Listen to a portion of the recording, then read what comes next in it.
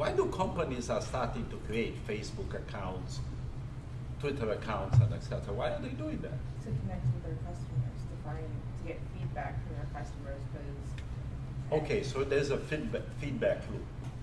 What else? I still didn't hear. They're trying to market their brand. Oh, okay, so for marketing purposes. Okay, that's probably kind of goes a little bit similar to what Kathleen was saying. How do you find out if the public is liking your product? The sale and the Sale is the tail end of the dog. You would like to find that before sales start getting very crazy, correct? Or during the sales process. So obviously most large companies have a whole media effort in electronic media. And people are saying that these are going to be much bigger than traditional advertising and etc. About that, trying to find out kind of a sense of how the public views your company. I had a friend after college who basically he worked for a company and they would just kind of search for their company's name all over the place. Like you said, blogs, published articles, and he had to read them through. He could just skim them very quickly and basically rank it 1 to 5, whether it was very positive, very negative. That's like all he did for a little while. So yeah, I guess trying to look at everything that's out there and get some sort of aggregate sense of how you're doing. That's one way. Absolutely. And there's not only one company that's doing that, everyone is doing that. You know, it's there's a whole field called text mining. And what is text mining? Is basically analyzing text. And machines are not as smart as you that can really understand text. They just understand a little bit of text. And for example, Professor Moffat does this thing called sentiment analysis. Sentiment analysis to get a feeling if a particular set of utterances is positive, negative, or neutral. Yesterday I was talking with one of our PhD students, and she's working with Professor Moffat, and she's picking up SEC comment letters. Basically, SEC comment letters are letters the SEC wrote to companies about their financial statements. And what she's trying to do is to understand the sentiment of the SEC. If you get a comment letter, it's negative by beginning, but it's how negative it was. And she's trying to relate that to market data about the company. If it affects the market price and et cetera, et cetera. But this area is text analysis, and it's very important. Companies, for example, CPA firms, when they are thinking about taking a client on, what they do is they do extensive mining of news pieces, blogs, and etc. to find out information about the company and about the directors. See, are these guys mafia connected? Are these guys, they had many failed companies? They want to, because CPA firms are very afraid of taking out a bad client, because most litigation against auditors is in a bankruptcy situation. And so there is a whole set of analysis that can be performed in text, and you're going to hear about it. And I'm going to see if I can get one of my PhD students to come here and show some of the research on that. Maybe this young lady who is doing the comment letter, her name is Yui, maybe I'll get her to come here. I think it'd be good for her to talk about her research. Now, this is one source of evidence. Now, you also heard me started talking about the tapes and the video. Okay, the video on your parking lot, video on your corridors. But it's not only like that. You can take video at Times Square in New Year's Eve. See how many people are using your product. Right? Meaning you are North Face and you sell those jackets. You film and figure out how many people are using your products and what conditions. Audio, this whole set of radio issuances, telephone calls, all kind of things that have information.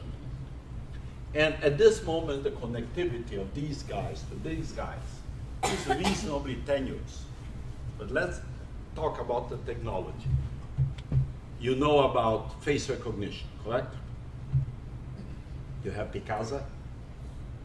Picasa is a Google tool that organizes your pictures. Okay, and so you download it for free, and it basically scans your computer and picks up all the pictures you have, can organize it by date, and it has this face recognition feature that goes through your pictures and bundles of pictures of people, and then you have to tell the computer who that person is.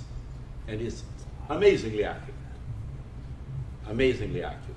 Now and then it mixes up my wife with my daughter, or me with my son, believe it or not, with all the hair he has. But it's very, very good. Let's say 90% accurate. Is 90% accurate good? If I say 10% inaccurate, you will say it's bad? No? Okay. Actually, just think about the following scenario. We are here at Rutgers.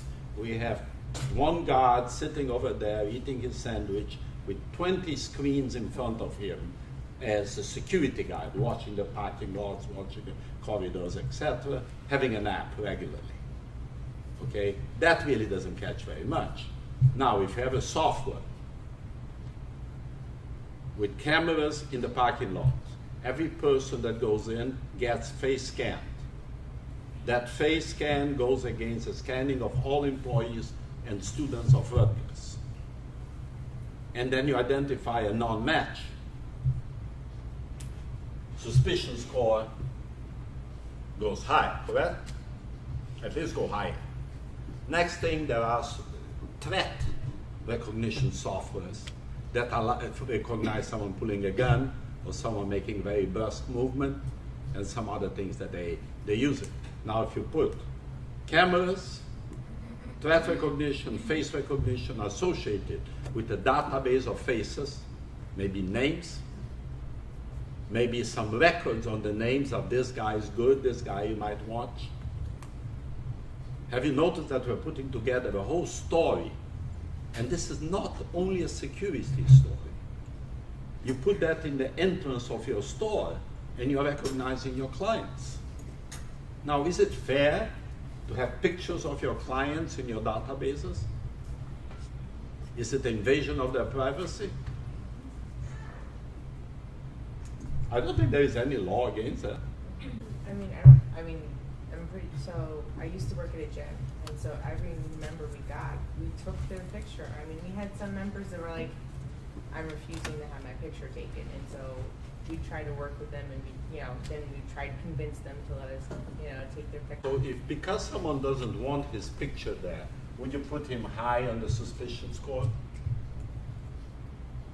At that? Yes, I I say think- yes. I think because He might have bad intentions. Yeah, he doesn't want to be photographed. Yes. Interesting question.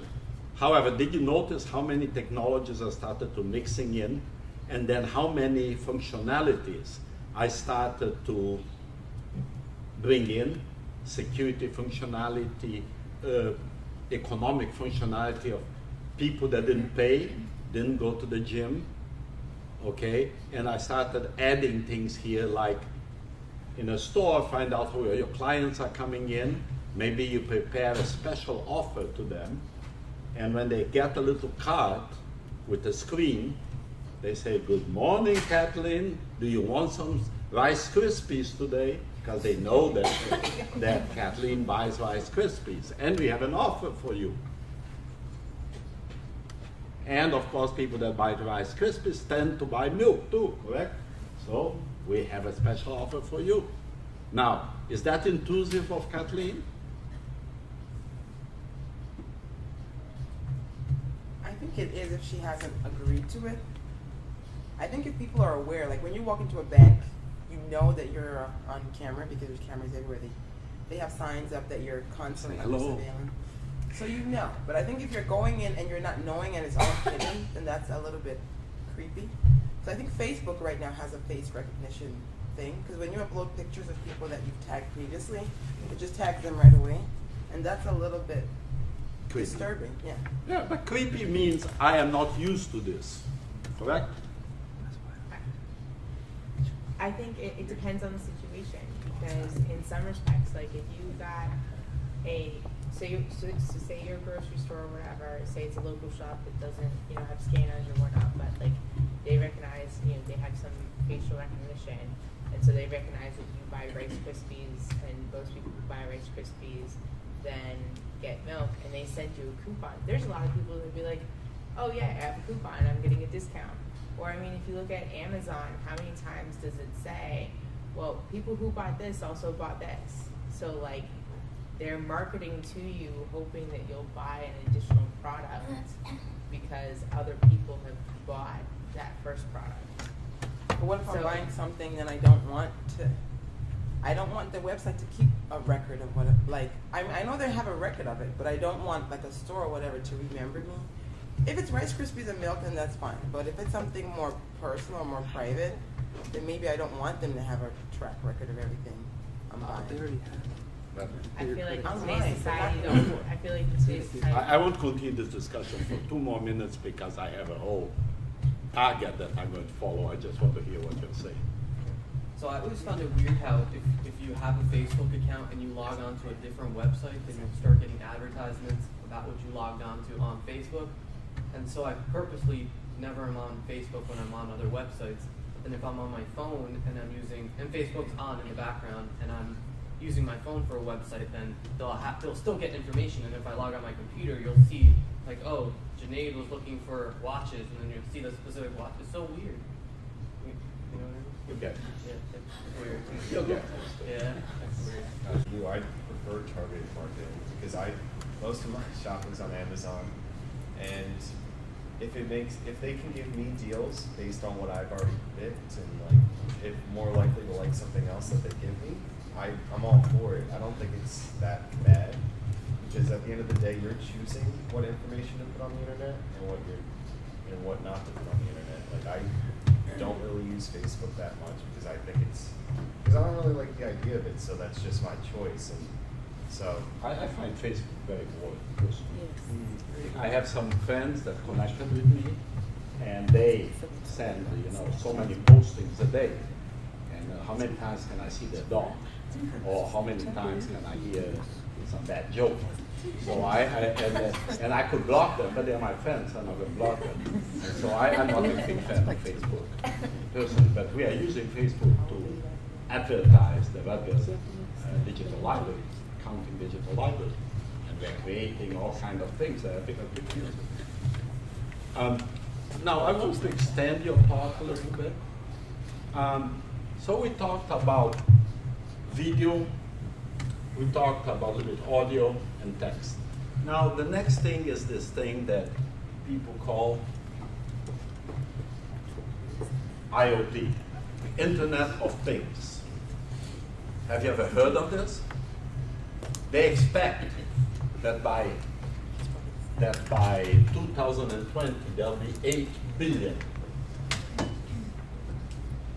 devices on the Internet of Things. And the classic example is put a chip on your oven with internet access, and you can control your oven from home or from the street. So you can say, time for pizza. Go on your cell phone and order your oven to go on. You left the pizza in there, or even you have your little mechanical arm opens your refrigerator, picks up a pizza, puts it on. That's too much, right? But not too much will happen.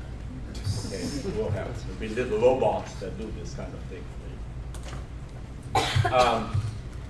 But what's kind of interesting is the idea that these devices are going to be all interconnected. So your oven, your car, your telephone, the clock in the wall, the temperature in your house, your microwave, not the oven, but the microwave, et cetera, going to have chips and be remotely controlled. And this is technology that exists. It just hasn't been still widespread very much. And you're going to have an intelligent refrigerator that will find what's sitting in there and order what's missing. And you're going to have an intelligent oven that will not overcook something. And you're going to have an intelligent car that's not going to run someone over. And all these things are going to start interconnecting. Next thing is hardware. Hardware, what you wear, as opposed to wear, W-I-R here. And that's kind of clothes that have intelligence. And there's chips that will go on your clothes. And these are very interesting. For example, intelligent clothing can detect your blood pressure, can detect your level of dehydration, can detect a lot of things, your heartbeats and et cetera, and you say, this is extremely intrusive. It's my business if I'm sweating or not. Correct? Maybe. Do you want your doctor to have a monitoring your health all the time? Probably not, you're pretty healthy. But your grandfather, who is 90 and lives alone, you want him to be, you want a chip on him to know, but many deaths are basically because people didn't detect a condition that will be highly detectable. Okay, so these things, they always start in an acute area of need, like care for the elderly. And then they start spreading into other things. This cool jacket has a chip, and the chip will connect to my cell phone, and I don't lose my jacket because my cell phone always knows where my jacket is. And the next thing is we'll detect my heartbeat, and my people like my son who run marathons are very, very important for him to know his heartbeat and etc. People carry these things here.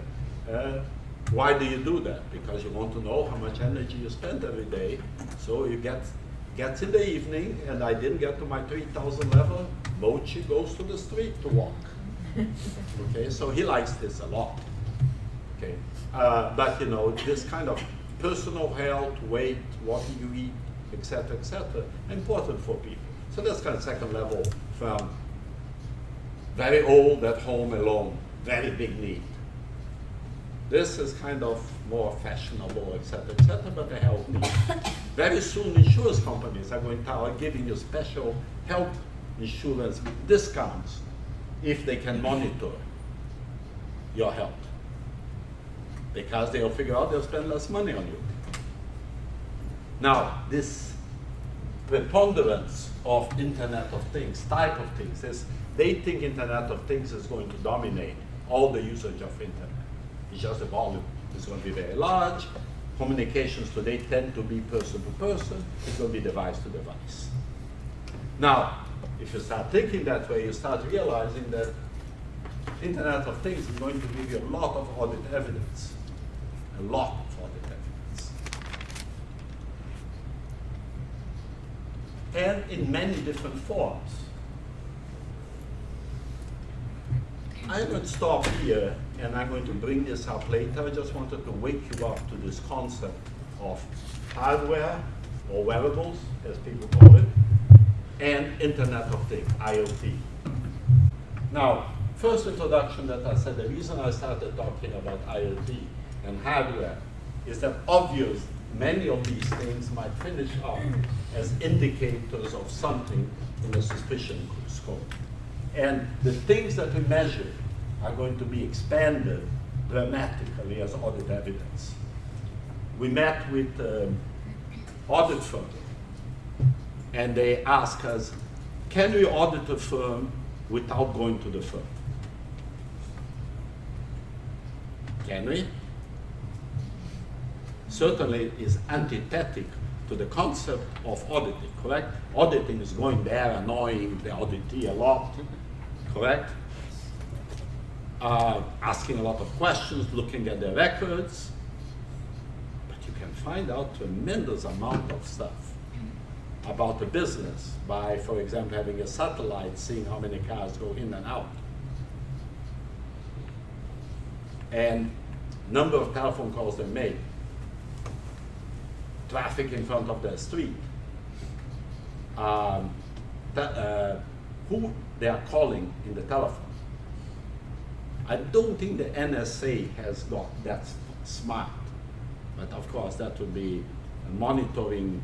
They have metadata. Metadata is, like the group explained here, metadata is in a telephone call who you called and who are you, number wise, and how long the communication was, and type of communication that was. There is no, they don't record, at least with that tool, metadata.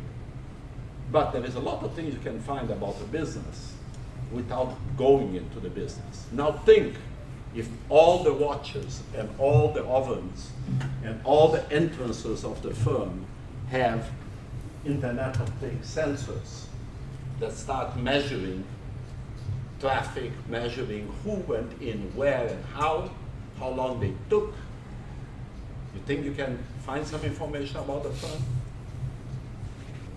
Think about one more thing that's an interesting idea. Today, typically the external audit is, remember I showed you the little agency model? The external audit is the company hires an external auditor to review their books. And then they file an opinion, and the opinion is posted in the financial statements and satisfies Security Act. But think about something else. A company hires an auditor to monitor another company. What do you think of that? First, why would you do that? Maybe you have suspicions about like unethical practices. Okay, that's one. Or if it's a competitive company, maybe they're coming out with something new. Competitive intelligence, to obtain competitive. Yes. Depends on merger and acquisitions. They need to investigate. You're thinking of buying a company and you're validating what they say about themselves. And of course, you might be thinking of buying a company and not wanting them to know. So you want to kind of create a strategy of finding as much as you can about the company without them knowing. Any other reasons? So illegal practices, merger and acquisition,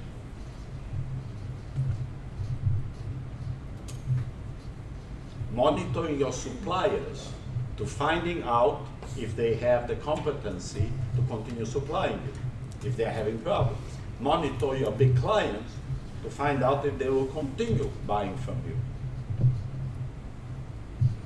Okay, we could find hundreds of these reasons. So you saw the gamut of things. The thing that I want to introduce to you is hardware and IoT is going to provide large amounts of supplementary evidence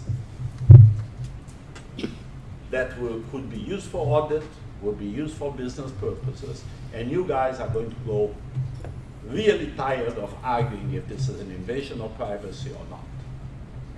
And remember what I said originally about privacy. Forget it. There is no more privacy. But you are protected by the fact that you're not very interested. Now, the other thing is you are not very interesting as is graduations. And if the cost of monitoring you becomes small, maybe you become more interested. Because maybe spending $1 million to check what Junaid is doing is not worth it. But maybe spending $2 for them is worth it because you spend $2 for everyone in the United States. You only spend half a, let's say, 300 million, 600 million. That's nothing for a lot. And of course, what you think Google is doing? Google gives you a lot of tools for one's only purpose, which is Collect information. creating profiles on you, creating profiles on your behavior. And obviously they have a lot of uses for it. You know, you all know this, but I'm going to repeat this. What you search is very revealing about you. Probably one of the most revealing things. Okay, we'll stop here, and I have invited Sophia, who is our first year PhD student. Sophia is unusual because she was here for 2 years working with us. Then she went back to China and got her PhD. Taught it in China, and she now is back doing another PhD here. So she's collecting PhDs. Okay, and in the process, she's in a manufacturing process too, having a baby. So she's very busy. I want to. She did a individual study on artificial intelligence application. In a second, you're going to hear why. She'll talk at 10 o'clock. I want to give you a little introduction to thoughts in artificial intelligence. You'll see that I reshuffled our schedule a little bit. But I wanted to take advantage of having Sophia here today, and I wanted to do both things, talk about artificial intelligence, if I can find it, and then have Sophia talk a little bit more. And the reason for reshuffling is because I ran a little bit behind with all the presentations we have, and but I had it scheduled. Okay, so first question for you, and I've asked this before: what is intelligence?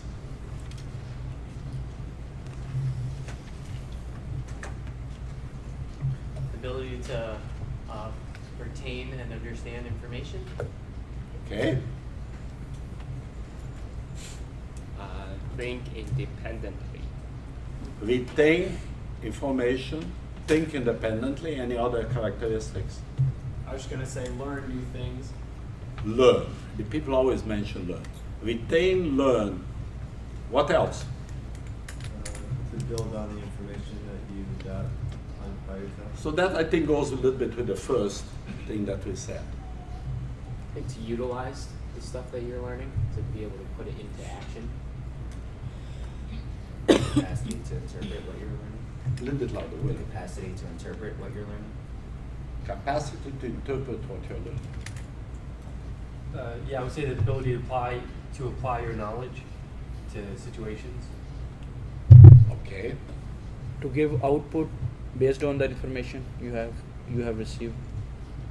Now, I always ask this question. I already mentioned it to you before. What is a learned person?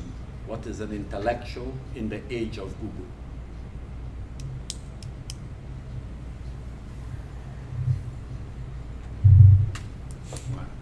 Matt. I would say it's going from someone who genuinely knew everything to someone who knows where to find all the relevant information they need and knowing how to apply it rather than just knowing it on the spot. Asia. I was going to say someone who can think critically, so you have a lot of data, but someone who can organize the data and use it in appropriate ways, depending on the situation.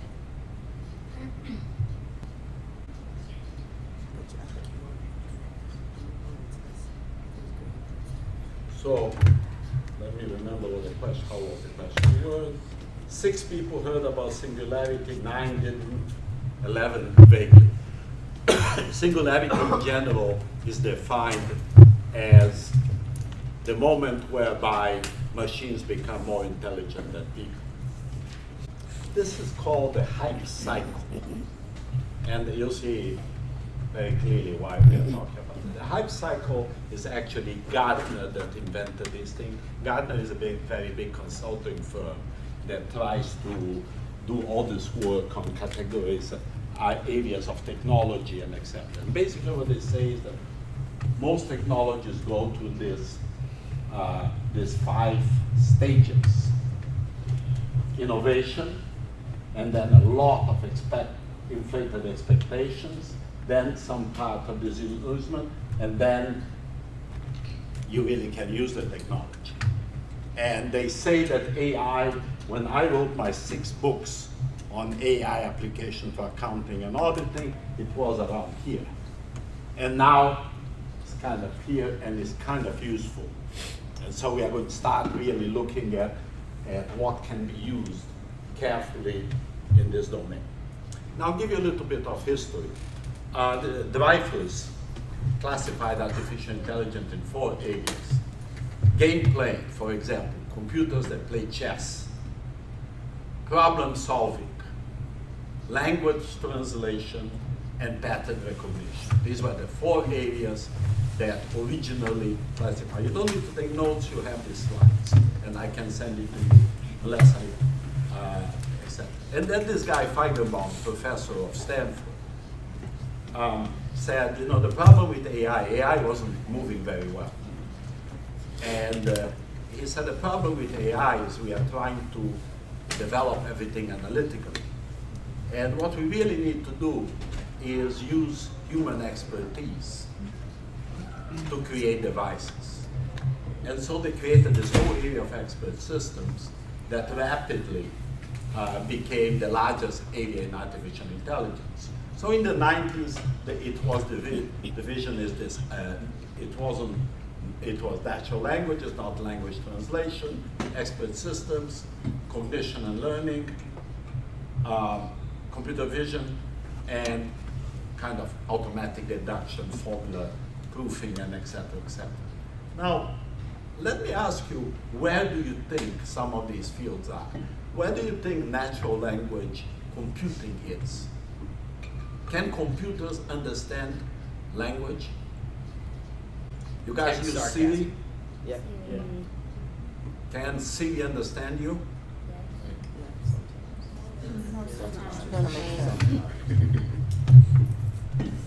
If you ask something very exotic to Siri,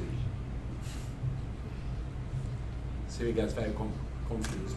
If you say, Siri, I love you, what does she say? She says, many people tell me that. Okay, or she always have a little joke about things like that. Okay, so basically Siri understands set of utterances that she's pretty used to hear. Okay, and what they have done very ingeniously is they associated Siri to apps that do things like find out an address, go into your address book and find, say, call Chow. So as I call Chow a lot, and her name is in my address book, Siri goes, checks those 2 things, and is able to call. But it's not really, don't ask computers to understand Shakespeare. Now, in language translation, very interesting thing has happened in language translation. Natural languages wasn't moving as well as people wanted it. And they had basically 2 lines of research in natural languages. One line of research was the probabilistic line of research, which basically said this word is percentage of this word and this word, and they try to use meaning by attributing probabilities and linking words. And then they had another area called parts of speech, that you identify verbs, nouns, and et cetera, and try to do understanding that way. And they were not going very far in language translation until they totally changed the paradigm. And this paradigm could not have been changed in the early days of computing. Because what they actually did, have you ever used Google Translate? How good is it? It varies. Sometimes it's on point, but a lot of times it gives you something totally. You know, our project with Itaú, my students translate everything with Google Translate. And it's nearly good enough to use, except now and then something weird. But the paradigm that changed is instead of trying to translate one word, other word, and then add them together into a sentence, they went into the transcripts of the Canadian Parliament. Canadian Parliament speaks in English, and the transcripts has in French or vice versa. So they have in 2 languages. Then they went to the transcripts of the European Union, 8 languages, 13 languages. And what they did is they tried to match sentences. And this thing was already translated for them in those transcripts. So by organizing, indexing those sentences and their translations, they got much, much better in translating. But it is a total change in paradigm of translation. It's kind of mindless with just a few little adjustments. But it's very good. And why could they do this now, but they couldn't do it 20 years ago? Because computers didn't have the power to do what they did. Literally, it would be very slow and very inefficient to have done it 20 years ago. And so with a huge amount of storage and brute force, this is a brute force type of effort. And then they learned a little bit to categorize, they learned how to create indices that facilitate the translation. They learn algorithms to simplify the utterance into something that is easier to translate. So that has been the story, but it's a basically brute force type of thing. In this area of games, the big test used to be chess game. And for decades, people tried to get computers that beat chess players. And about 15 years ago, after 30 years of trying very successfully, they finally developed machine, also brute force machine, that can win chess games. And that's the same machine that does Jeopardy. Okay, it's IBM Big Blue. And basically this machine is kind of an expert system. And basically this machine has huge amount of brute force associated with it. And so IBM now has a whole industry around intelligence machines with expert system built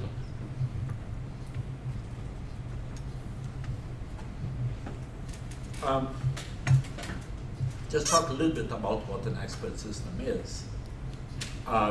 Expert system is something that links rules together. And so what you basically do in an expert system, you gather human opinion of experts and have machine emulate. So what we did in our CPAS effort, continuous process audit effort, we sat down with experienced internal auditors that audited billing systems, telephone billing systems, and gave them reports of things that they found in the audit, and asked them what they thought of it. And they said, well, in this circumstance I do this, in this circumstance I do that. And you started linking these things into some kind of conclusion, some kind of inference. And so the engine, the algorithm that pulls together different rules is called the inference engine. The other parts of it is knowledge base, maybe tables, maybe just how do you deal with 2 different rules, working memory, of course, clear, and some way to acquire the knowledge, and explanation system. People, when they use the machines to make a decision, they like to be explained why. So this is the kind of a core of an expert system. What you have heard recently is Big Blue became Watson. And Watson is basically now $1 billion endeavor by IBM, and they are trying to sell it to all these industries. This is an expert system that they put together, and this is coming to age. I don't know how much Sophia is going to talk about that, so I'm going to stop here and let Sophia make her presentation, and then I'll come back and talk a little bit about the singularity and etc. Good? Are you ready? Okay. Hi guys, my name is Sophia. I'm turning to a second year PhD student in AIS, and this research is based on my individual study. So basically, Professor Mikos wanted me to investigate how the potential application in auditing, which can be significantly affected by AI. So I did this research, and it's my great honor to be here to share this research with you.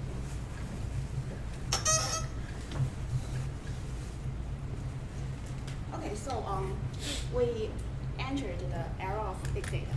So as forecasted by the IDC, by 2020, the data we created and used will get to the 44 zettabytes. And so we have a huge amount of data here, but how can we deal with the data? How can we analyze the data? So basically, the artificial intelligence here can provide us a very effective layer to analyze the big data. And actually, it has become one of the hottest business trends in our daily life. And many tech titans like IBM, Google, Facebook, they already announced their successes. For example, the deepfake, which is a face recognition computer system, can having trained by thousands or millions of images with tag names, with tag face, can identify your face. And Watson, developed by IBM, actually is artificial intelligence computer system which can answer your questions posed by natural language, as we mentioned before. And so we have so many advanced applications here.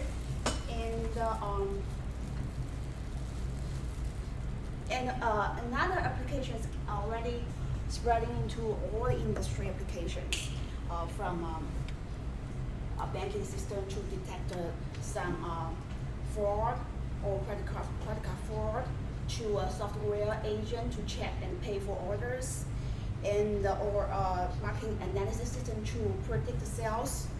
But how about auditing? How can we use AI to conduct some audit jobs? So that's what we are going to talk about. And this paper just want to investigate some applications in auditing which has the potential to be significantly affected by AI. And some of these applications already recognized by the academic research. So I just want to focus on this part. So the outline for this paper, I centered on three key AI technologies: machine learning, deep learning, software agent. Actually, deep learning is one of the new era of machine learning. The reason why I want to put it in as a separate section is that it has a very superior capability of processing natural and audio and visual data. So I want to put it as a separate section. And the last part, I want to talk about software agents. So we start from the machine learning part. So as we just discussed, what is artificial intelligence? And someone raised that it's about learning, right? So machine learning is by recognizing complex patterns of data, and it can enable a cognitive system to learn to make intelligent decisions and to improve through the interaction with data, devices, and people. And it has been prevalently excuse me, applied to conduct data analysis in the fields of finance, marketing, taxation, and so on. And from the excellent research, I hope you can see this clearly. It basically used to solve three kinds of questions, three kinds of problems: prediction, detection, and classification. And for the prediction part, most of the research focused on forecast an event, especially in finance. Examples include forecast the bankruptcy, forecast the defaulting loans, stock prices, interest rate, and credit rating, and so on. For the auditing research, most of the research they focus on the risk assessment, especially the fraud detection part. They use pattern matching and the evasions of variation detection technologies. And here is a list of techniques usually used to conduct such kind of research. And for the detection, it can be used to detect delinquency, delinquent bank loans, suspicious transactions, and it can also use to search some specific content in a web logs and analyze system intrusion stars. And in auditing, they can be used to identify the characteristics of fraud. And here, again, the techniques used for the detection problem. Okay. And the classification. So machine learning in classification seeks to categorize some examples into a given set of categories. And in auditing, we know a lot of audit tasks are association related, are classification related. And for example, you can ask questions like, is this a predictable debt or bad debt? Is this a legitimate transactions or questionable one? So to answer these questions, we can investigate the auditor's decision behavior and to analyze what is the characteristics in this behavior. So we can use general machine learning algorithm to solve these questions. And other application is to distinguish errors from faults. And it's already emphasized by previous research. And decision trees, support vector machines, and some technologies have been used to solve this problem. Okay, right now we move to the potential applications in machine learning that we simply can use in auditing. And I focus on several application areas. And I think the first one is the financial planning and the budgeting process. We know that the audit managers and the internal auditors, they are responsible for the evaluation of the entire process of financial budgeting, financial planning. But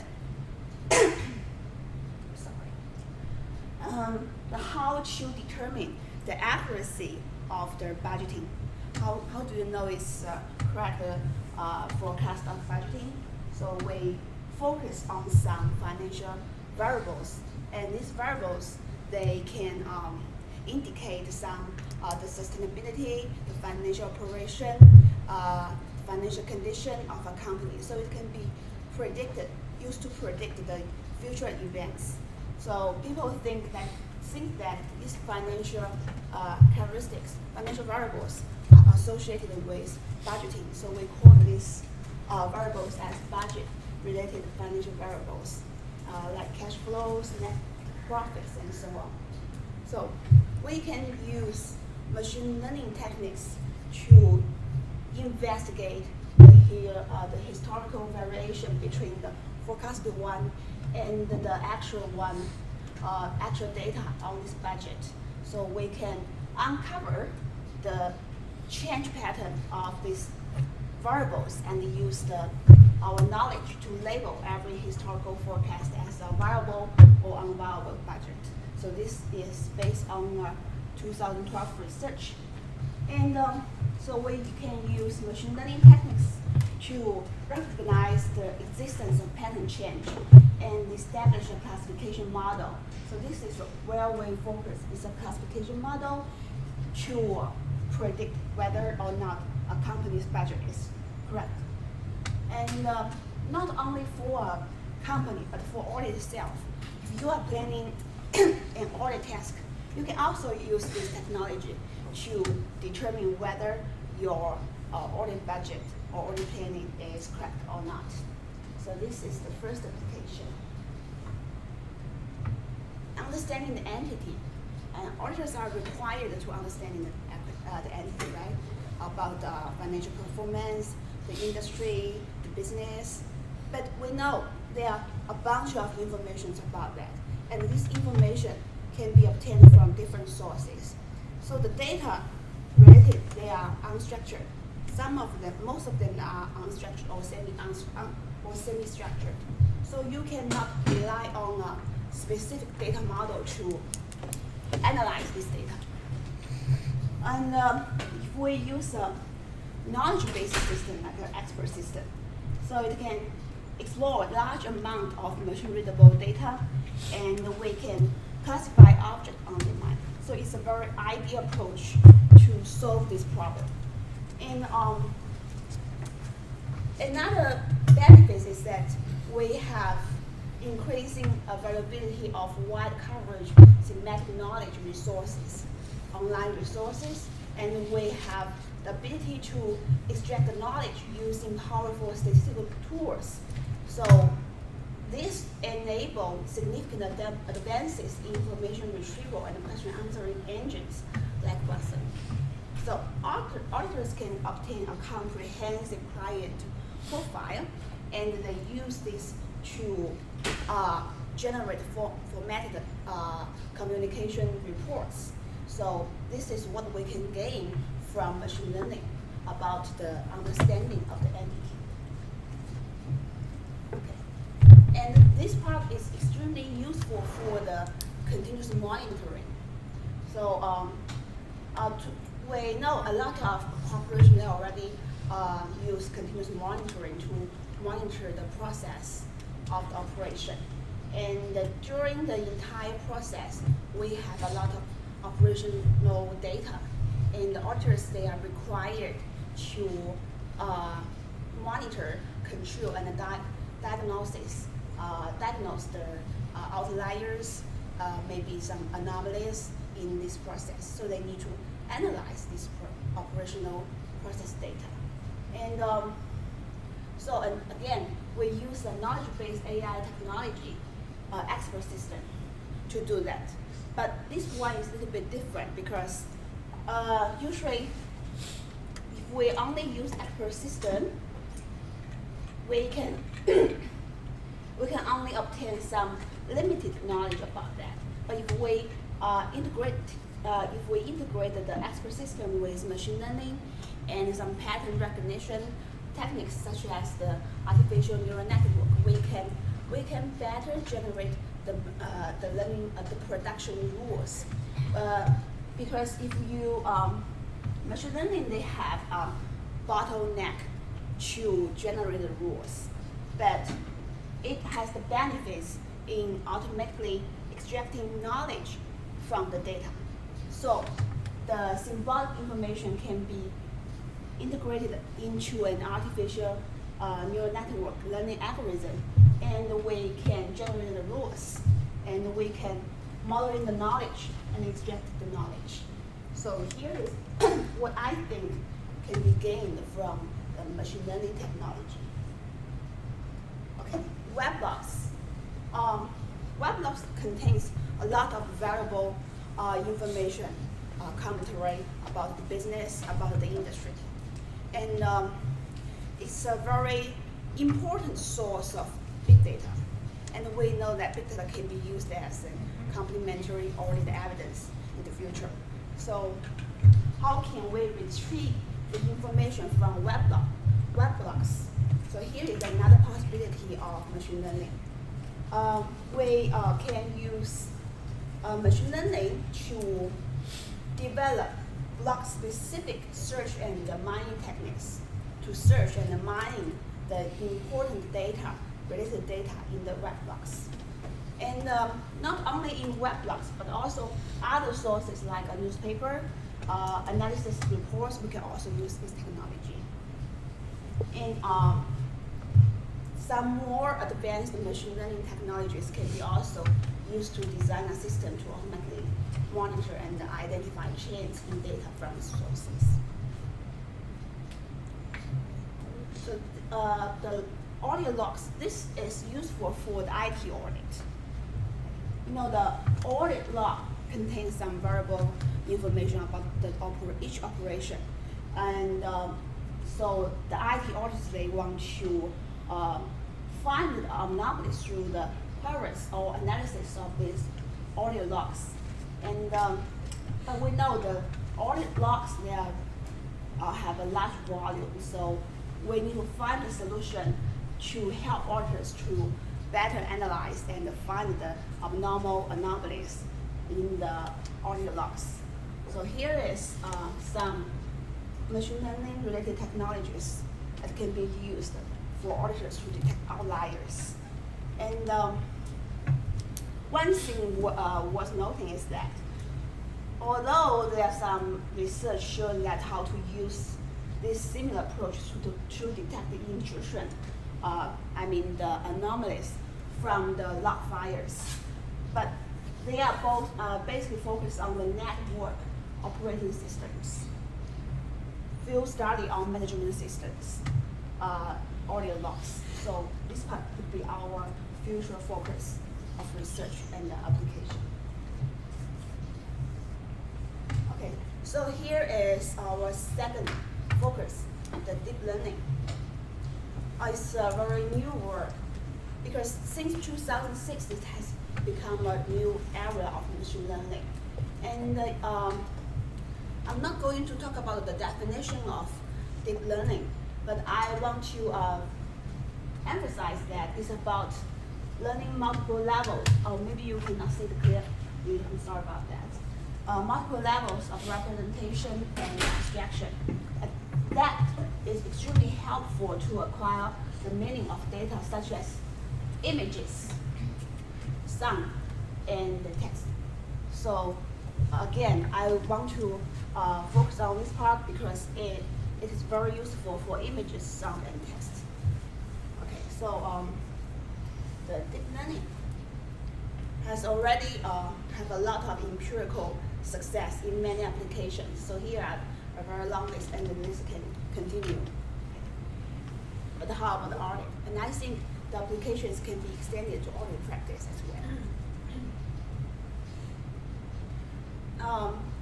For audit, I think there are three potential applications. The first part is speech recognition. So auditors try every effort to analyze the big data and use some coordinate system to computing the big data. But speech recognition could be a very typical examples of how AI could facilitate the analysis of big data for auditing. And we already talked about Watson, and we know that Watson can recognize human natural language and answer questions, right? And so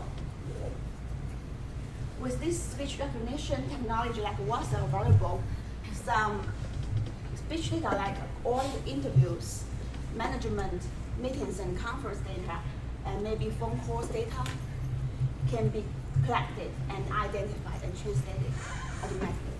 So that is a very beneficial area. And the image and the facial recognition. So here we have to discuss a typical deep learning model, which is called the CNN, the Deep Convolutional Neural Networks. And this is for the image recognition. We know that some entities, they want to use some image processing devices to convert some source document into electronic ones, like the checks, the bill of lading, the invoices, something like that. And they already convert them into electronic version. Source document has been converted into electronic version. It's very hard to convert it back. So that's why we need image recognition techniques, because it can automatically recognize the image and help you to understand the keywords, the important informations about in this document. And so the visual search, there is another advances is called visual search engines, which is powered by CNN. Actually, in 2013, Google announced this success in this, and this engine can use the image information from different photos and generate some searchable text, and which can allow you to search to check some concepts like a flower, like a car, like a book.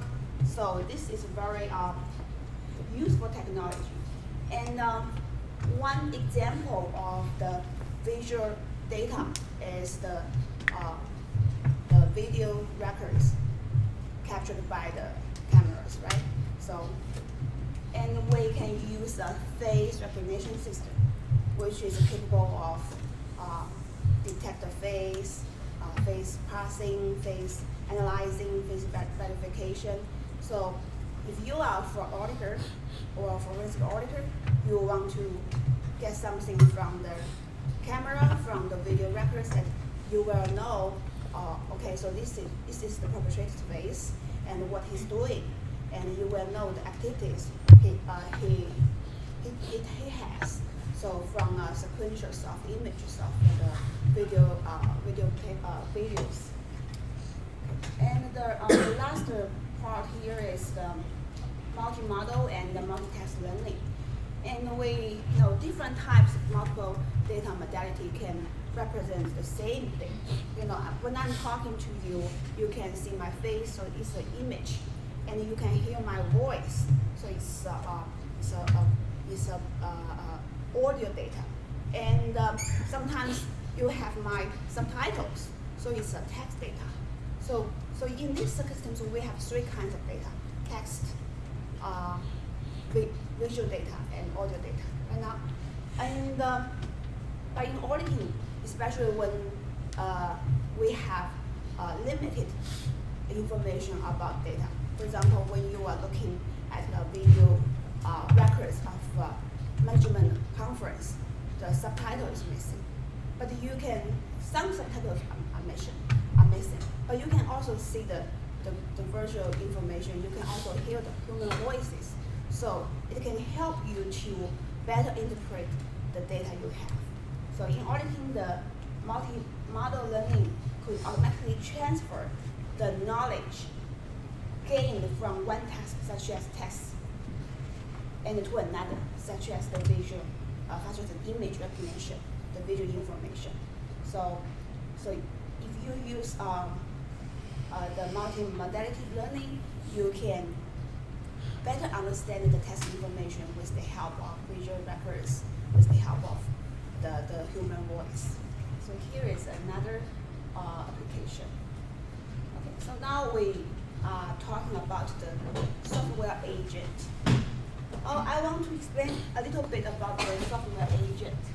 A software agent is a persistent, goal-oriented computer program, which is capable of flexible, autonomous action in order to meet its design objective. So it can be trained by human or learned by itself. Software agent can search, gather, and analyze information, then produce written communication from it. But we know one thing we need to keep in mind is that software is goal-oriented. Okay. So how can we use software in auditing? Because it's a task-specific, goal-oriented computer program. So we can separate the entire audit work into different sections, different subtasks. And we develop a multi-agent system where each agent doing a single task. And if we combine all of these tasks, we can conduct the entire audit process. Okay. So here is a research, it's an ongoing research by one of my classmates, Steven. And he incorporated various agents, like application agent, personal agent, general business activity agent, system level support agent, into different processes of an audit ecosystem, such as preparing audit profile, audit tool selection, submitting audit tools to exec. And so here we are thinking about a multi-agent system to perform audit tasks throughout the entire audit processes. But here is there is a problem, because we know that there are some existing software agents here, and they are kind of mature, but they are not designed to conduct specific audit tasks. So what should we do with that? Here is a solution. We can use machine learning to do that, to better train the agent and leverage its performance for specific audit tasks. So this approach is already raised by a prior research, and so in a design of a multi-agent system, so each agent is concerned with one single sub-problem, and it can be solved by applying specific machine learning techniques. So use these techniques, we can further improve, make some adjustments of the agent, make it more and more effectively and efficiently to conduct audit jobs. And by combining all of these solutions, we can achieve our goals. So here is flowchart of the entire situation. First of all, the designer of the system will define an audit objective. And based on this objective, they select a specific soft agent. And this specific soft agent has a complex plan to perform, and they need a machine learning techniques to improve its performance. Okay. So once we've selected our soft agent, we can identify the learning issues, which is the problem domain analysis. So what is our learning issues? What our machine learning techniques can be used to do? And for a specific problem domain, we can determine a learning algorithm. So we design the machine learning. And we know, so machine learning, we need two parts of data, the training data and the testing data. So we select training data to train our system. And then we use unit testing of the implementation and validate our model. And something which are very important is that at the steps of select a soft agent, sometimes, especially when several audit tasks are related with each other, the selected agent need to learn from the interaction with other agents. So they learn with each other. Remember that this is just for one single agent, but our system is a multi-agent system. So at this step, agent, they learn from one another. And another step here is the training session. The training session could consist of one or more agents that learn based on selected training set. And they can learn through interactions with other agents. So it's the same thing. Okay. So after the entire unit testing has finished, integration with multi-agent system is completed, and the result of the test can be evaluated. So here basically is our thinking about how to conduct a multi-agent system for the audit tasks. Okay, so that's all about my presentation. Do you have any questions? What is an agent? What is a travel agent? Yeah. What is a broker agent? Someone that buys a stock for you. So an agent is something that does something on your behalf. So a software agent is a piece of software that does something on your behalf. Now, the most classic software agents are, for example, a price agent, a software that looks for a price that is cheaper for you on something. A software that sits around in the internet and looks for financial statements to be issued, or a software that crawls, a crawler, looks on the internet for things that are posted on the internet. So the idea of a software agent is a piece of software that does something on your behalf. Now, in an audit constraint, on an audit environment, what it's going to do? It's going to do auditing things for you. So, for example, think about one thing auditors do. For example, Ben has an authorization level of $10,000. So he's allowed to buy on behalf of his company things up to $10,000. Ben wants to buy something that costs $18,000. So what does he do? He buys something that's worth $18,000 by issuing 2 purchase orders, one for $9,000, one for that. It's called a split order. Now, how would a human being check for a split order? Pick up a list, look Ben, sort under vendors. So this is Ben, all the vendors he bought, sort by date, and then see if there are 2 orders reasonably similar or for the same equipment with different prices. Now, is that something a software can do for you? Yes.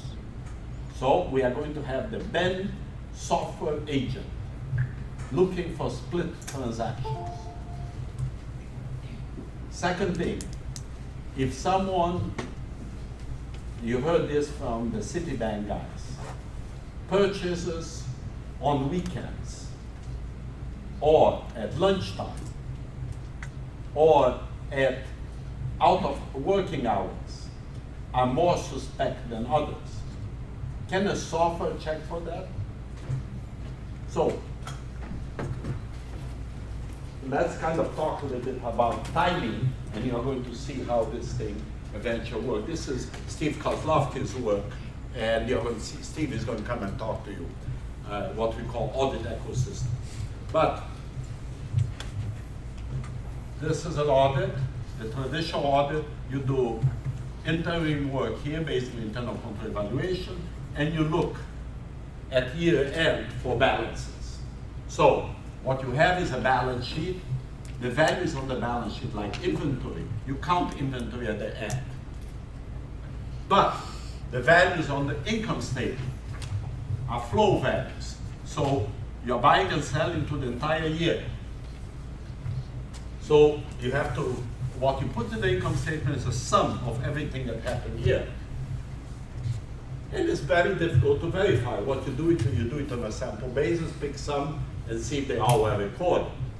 Now, if you have software doing that for you, you can go from the beginning to the end of the year, adding these things together in a separate basis, and do these tests. Was this bought 9 o'clock in the morning, or was this bought in the middle of the night?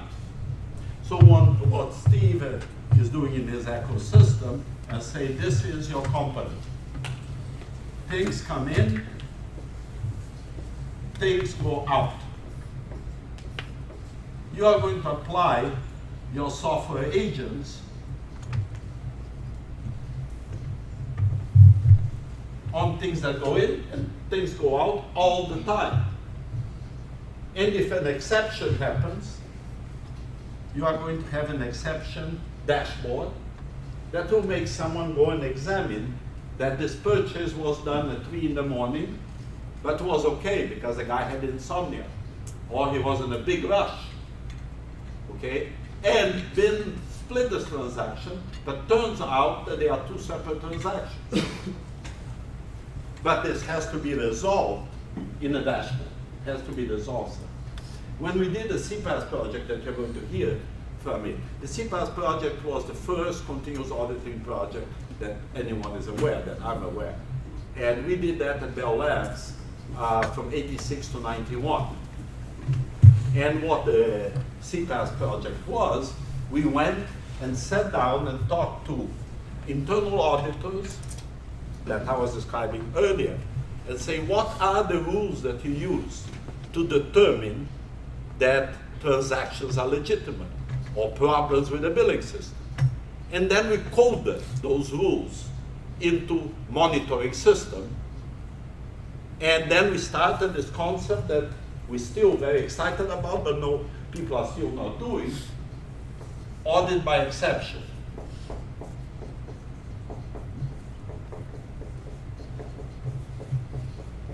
And what is an audit by exception? Is an audit that doesn't have a regular program of auditing, but you put all these knowledge rules together in the environment, and instead of going and planning an audit of its cycle, you just monitor exceptions and follow up on the exceptions. Okay, this has been a long morning, so I'm going to give you a little break here. Oh, wait. All right, good morning, everyone. My name is Harry Hatzkiriakou. This is Frank Muniz, Tom Sullivan, and Jeff Nelson. Sorry, John Nelson. As you may have guessed, we're doing robotic surgeries and the exciting advancements that happen with robotic surgery over the last 30 years or so. It was developed for two main reasons. Basically to overcome the limitations of minimally invasive surgery and to enhance the capabilities of surgeons performing open surgery. In the case of robotically assisted minimally invasive surgery, instead of directly moving the instruments, the surgeon actually uses one of two ways to control the instruments. One is through a direct manipulator, which is seen in the picture there with the long robotic arms. It actually features it works with either electronic, hydraulic, or mechanical linkages. It allows a hand-like mechanism to be controlled by a human operator. The purpose of such a device is usually to move or manipulate hazardous materials, which is great because it minimalizes human contact or something that could be dangerous. But the other way that you can perform the surgery is through computer control. And what's really exciting about the computer control is that the doctor doesn't actually have to be there. He could actually be across the world and be able to perform the surgery, but Josh will have more about that.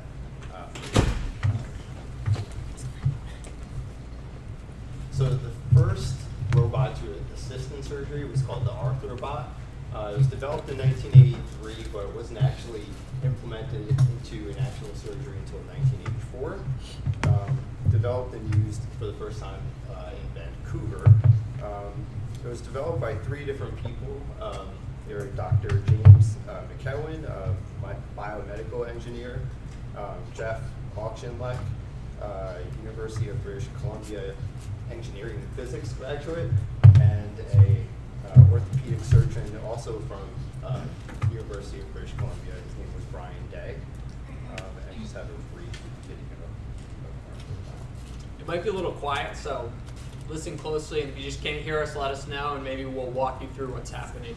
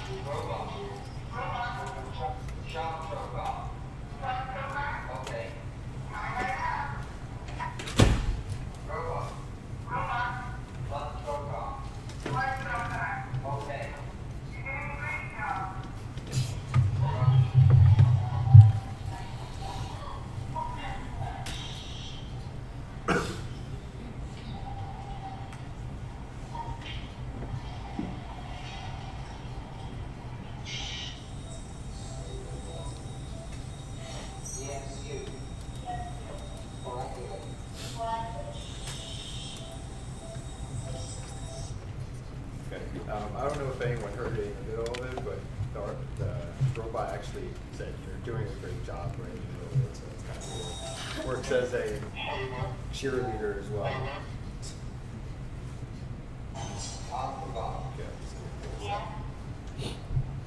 Okay. Around the same time, a surgical scrub nurse was also developed. They named that Queer Robot. It specializes in orthopedic surgery. Anyone who doesn't know, that's surgery that's related to musculoskeletal trauma, sports injuries, degenerative diseases, things like that. This has, well, I'll just show the video because the video can explain it a lot better than I could.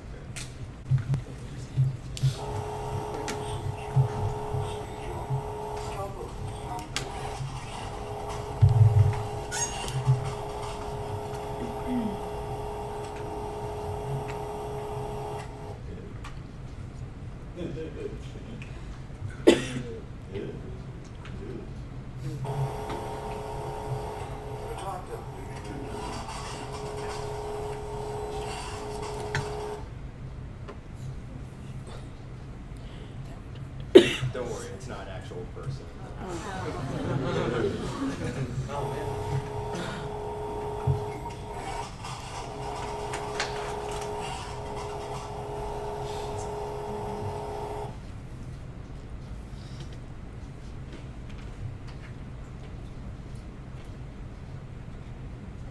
Okay, the rest of the video is actually. So scrub nurse is something that gives you the instruments. What's that? The scrub nurse, I thought the scrub nurse was someone who scrubbed you. Well, this one actually has voice recognition. It recognizes over 82 different speaking instructions, and it recognizes up to 27 surgical instruments. And basically the way it works, the way it grabs the instruments, it has an electromagnetic gripper that's able to pick them up and place them for you. So it's pretty cool. The first unassisted surgery was performed in Italy, in Milan, in May of 2006 by Dr. Carlo Papone, who's pictured right there. He actually performed the surgery, well, the robot performed it, but the doctor was behind all of it on a 34-year-old man suffering from heart atrial fibrillation, which basically is a fancy term for heart with rapid heartbeat, which can be dangerous because it can eventually lead to heart failure, heart attacks, things like that. So the surgery took about 50 minutes to do. It was totally successful. The doctor said, quote, "It has, as far as the robot, it has learned to do the job thanks to experience gathered from operations on 10,000 patients." So the robot essentially gets smarter and smarter with each patient that it worked on in practice before they actually put on actual unassisted surgery. And it's so advanced that it actually has the expertise of several surgeons within the robot. So really high-tech stuff, but the guys will have more about that later. All right, so thank you. Again, I'm Josh Nelson. What I'm going to talk to you guys about are some of the things going on in robotic surgery today and some of the things kind of looking just maybe a few years into the future. What I'm going to start with is LASIK surgery or laser eye surgery. It's not truly robotic surgery. There's no kind of moving robotic parts, but it is kind of like the most common computer-assisted surgery that there is. And it's very common. Has anyone here had LASIK surgery? I almost got it a few years ago and decided not to. But it's very common in the United States and a lot of the developed world, and even outside of the developed world, it's becoming more and more common. All right, LASIK surgery has been around for a long time. The big shift where we see like the kind of robotic side or computerized side to this is with something called wavefront guided LASIK. What wavefront is actually, if you Harry can switch to the next slide, actually the next one, sorry. All right, what they actually do is basically reflect, shoot a laser at your eye, all right, and they look for the reflection, and then they have kind of an array of lenses here. They're gonna look at how that light was reflected. And what they're looking for are irregularities in your eye. Are you nearsighted, short-sighted, nearsighted, farsighted? Do you have an astigmatism? And so the computer can basically map your eye out, figure out how to correct your cornea, and it does all of that. If you go back, Harry, one more. All right, what they do, and it's basically all done with lasers. Ultraviolet lights will come in first, and they kind of open up a flap in your cornea. All right, that's what you see up here. All right, then a different type of laser is going to come in and basically shave off part of it to kind of reshape it and correct whatever problem you have. And then they reseal it. The only thing that the doctor has to do is basically open up that flap once the laser has drilled it and then kind of fold it back over and then make sure that you have eye drops and that everything worked out fine and that sort of thing. All right, but the machine does most of the work. In the United States, to do LASIK, you still go to an ophthalmologist, a medical doctor who specializes in eyes. In other countries, it's often not even a doctor that has to do it, depending on the licensing requirement. A lot of people will actually go to other countries to get LASIK done very cheaply. And that sounds kind of sketchy, like you go to Mexico or another country to get LASIK, but really it's the same machine, and the machine does most of the work. And so I think this is the most common procedure that we see that's kind of in this robotic surgery. And so we started with that. All right, if you can go to the next one. All right. Where we really see robots coming in and actually doing the work of a surgeon is in something that we call, and Harry mentioned it, something that we call minimally invasive surgery. What minimally invasive surgery is basically, began with something called, I can't remember, it's basically they take probes and tubes and things like that with cameras on them, and they are able to look inside your body without opening you up. They used to have to do kind of open surgery for many procedures that they started to do very minimally with little tubes and probes. And then the next step was kind of taking that and putting them on robotic arms and robotic systems. The robot can do a lot of that very delicate work that's very difficult to do by hand. All right, and so this unit here, I'll talk more about this. This is called the Zeus. It's one of these, probably one of the most common robotic systems out there today. And each of these arms has a different tool, a camera, a probe, something like that, that they basically put inside you, all right, to map out the inside of your body and actually do corrective surgery, like they remove somebody's gallbladder, things like that. And they do that all with these robotic arms. All right, so no surgeon actually goes inside you. What the surgeon does is they're on a separate unit, all right, that has kind of monitors and screens and things like that, and they're operating controls. If you can go to the next slide. All right, so here you can kind of see we have two surgeons here operating controls. They have like joysticks and a display here. They can look at kind of monitors. They can zoom in and basically do whatever they need to do. And the patient would be under here, and the robot arms would be doing everything. All right, so that's the idea here. And again, the real advantage to this is when you have to open somebody up, it's more dangerous, and it typically takes much longer to recover from that surgery. With this kind of minimally invasive stuff, you still have to recover, but it's not it can be done a lot faster. All right, if you go to the next one here. Here are the most common types of surgery that they do with these robot systems. A lot of it is on your abdomen and reproductive system. All right, so things with the colon, gastrointestinal, gynecological, prostate, urology. The most interesting one for me, and this is kind of new, is neurosurgery. It's actually working on your nervous system. And the thing that I thought was really cool is that they have the computers basically connected to MRI systems. So kind of mapping your nervous system magnetically. That's a tool that a person can't have. The computer can kind of integrate those. And so that's kind of a cool thing that they're kind of looking forward to in the future. All right, go to the next one. Harry mentioned this as well.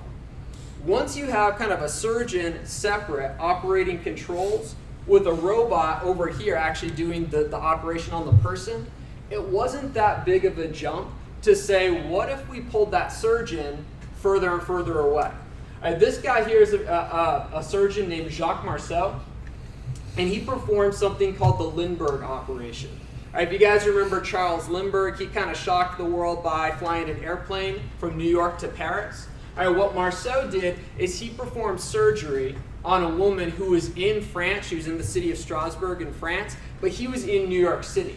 So he was operating the controls over here, and there was a robot over, almost 4,000 miles away, actually performing surgery on the woman. They removed her gallbladder. It was a complete success. Everything worked out fine. He had used that machine and that system many, many, many times before. This time they just did it from a great distance. All right, now, it was the first one that they ever did, and they were very worried, what if the internet connection goes down? And so what they did is actually all these French and American telecom companies set aside a dedicated fiber optic cable. So they had their own line of high-speed internet access between him and this woman. All right, and so a lot of people said it's very impractical. All right, so what a Canadian surgeon did is he said it's not impractical at all, and he decided to do it, surgeries basically across Canada, it's a huge country, just with a normal internet connection. If you go to the next one, we'll look at that. Oh, this is showing, so he's over here in New York, she's over here in France, and they had this dedicated line connecting them, but he performed that surgery from the distance. You go to this one. All right, these were known as the North Bay operations. This guy here was Baron Anvari. He was a very well-known surgeon in Canada. They say he's world-renowned for this kind of minimally invasive surgery. He was a big fan of Jacques Marceau, the French guy, and he wanted to do the same thing here and prove that it really was practical. It wasn't just possible, but there's real practical application. What he saw as the real application for this was that he could train other surgeons, all right, from anywhere. So what they did, he was in Hamilton in Ontario, and then it's about 300 miles away, so kind of like the distance between New York and Washington, D.C., and a town called North Bay up in Canada. And there would be a surgeon in North Bay who was usually young and starting out, and then he was the expert down in Hamilton. He would perform the surgery, and that younger surgeon would assist, and he would train them on the system from 300 miles away. All right, and he did, I think I have it on, he did over, 30 surgery or 20 surgeries from a great distance. They were all successful. There were no problems in them. And he did it over a normal internet connection. And he kind of proved that this distant surgery was entirely possible if both people have the machines. If you go to the next one. All right, so we talked about LASIK surgery. We talked about remote surgery, where the surgeon and the machine are very far apart. The next step, and here I mentioned this as well, was unmanned surgery. So it's just the robot. There's no doctor controlling it. Here, there have been a few successful unmanned surgeries, but this is kind of still a few years out, or maybe quite a few years out. There's a lot of obstacles that we still have to cross before this becomes a reality. All right, and I talked about some of them here, and I kind of think of it as puzzle pieces falling into place. A lot of the obstacles that they talked about just 4 or 5 years ago are already being overcome right now. They just have to be kind of brought together. All right, one of the first ones that a lot of people pointed out is that in surgery, it's very pressure sensitive. All right, so if a surgeon is operating on you with a scalpel or a probe or something like that, a lot of it is just feeling, if I push too hard, I'm going to hurt the person. If I don't push hard enough, it won't do what it needs to do. And they said the machines aren't sensitive enough to do that. But think about like your smartphone or your tablet. Machines have become much, much more pressure sensitive in just the last 5 years. They've made incredible gains. And so that no longer seems like a big deal. One of the cool things that Zeus system can do, if the doctor's operating the controls and his hands start shaking, which is a big problem for surgeons, it recognizes very deliberate movements from natural shaking. So in some ways, is already better than the doctor in that sense. If your hands start shaking, the machine will ignore it. It has to be a very deliberate motion. All right, so that's one obstacle that people said kind of prevented this from being practical that we've already overcome, and we're making big gains in. The other one is that machines need to be able to see in 3 dimensions.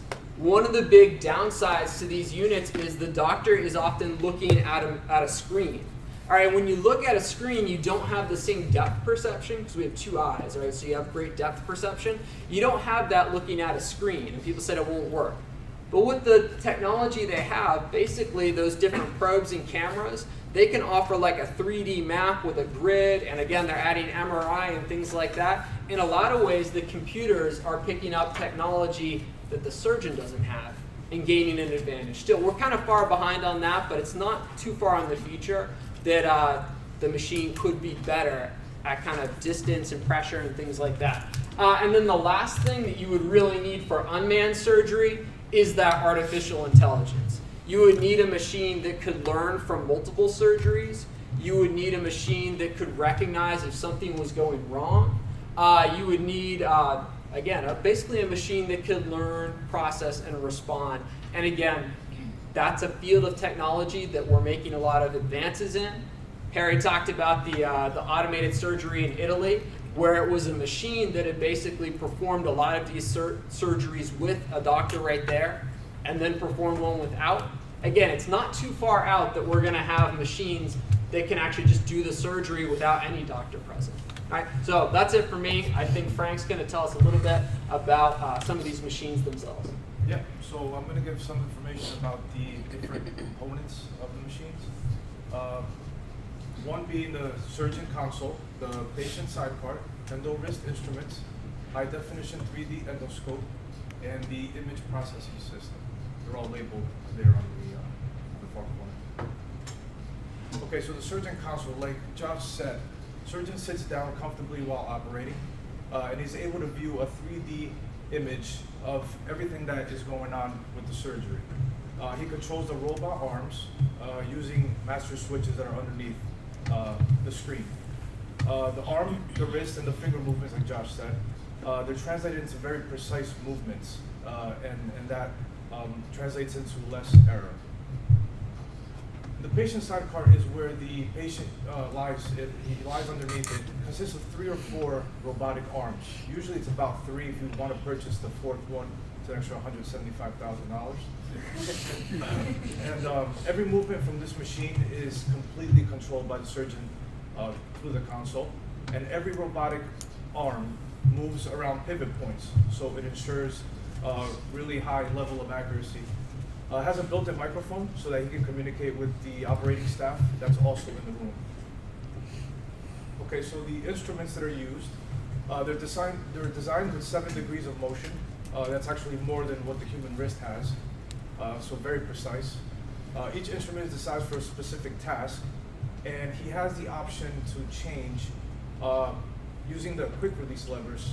He can have the operating staff change whatever instrument he needs for the next portion. There's a wide selection of these instruments, and they're relatively quick to swap out by the operating staff. And here we have some pictures of some. The 3D, I don't know what that picture is. I don't want to know. But it's the 3D endoscope is a flexible tube that the surgeon, well, it's the robotic arm is part of it, and it provides high definition images of the surgery. Includes vivid colors and textures, so you can see by the picture, you can clearly see that that is very squishy substance, and so I can tell, and I can tell the colors, and it's very realistic. It provides depth perception as well as HD images, and it provides up to 10 times magnification. There's actually a new 3D endoscope that's being developed right now, which is going to include 4K CCD chips, and it's going to promote even more accuracy and safety for those advanced surgeries that require it. So the image processing system is this big screen that they have, and it captures images and video from the 3D endoscope. It's projected on there so that the whole operating room staff can see during the surgery. Very helpful to the surgeon's assistant to carefully monitor the procedure, and the assistant is also able to provide frequent safety checks by using this machine during the course of the surgery. So now I'm going to break down some of the basic costs. The 2nd, 3rd, 4th is pretty standard. I mean, you're going to have that in every operating room.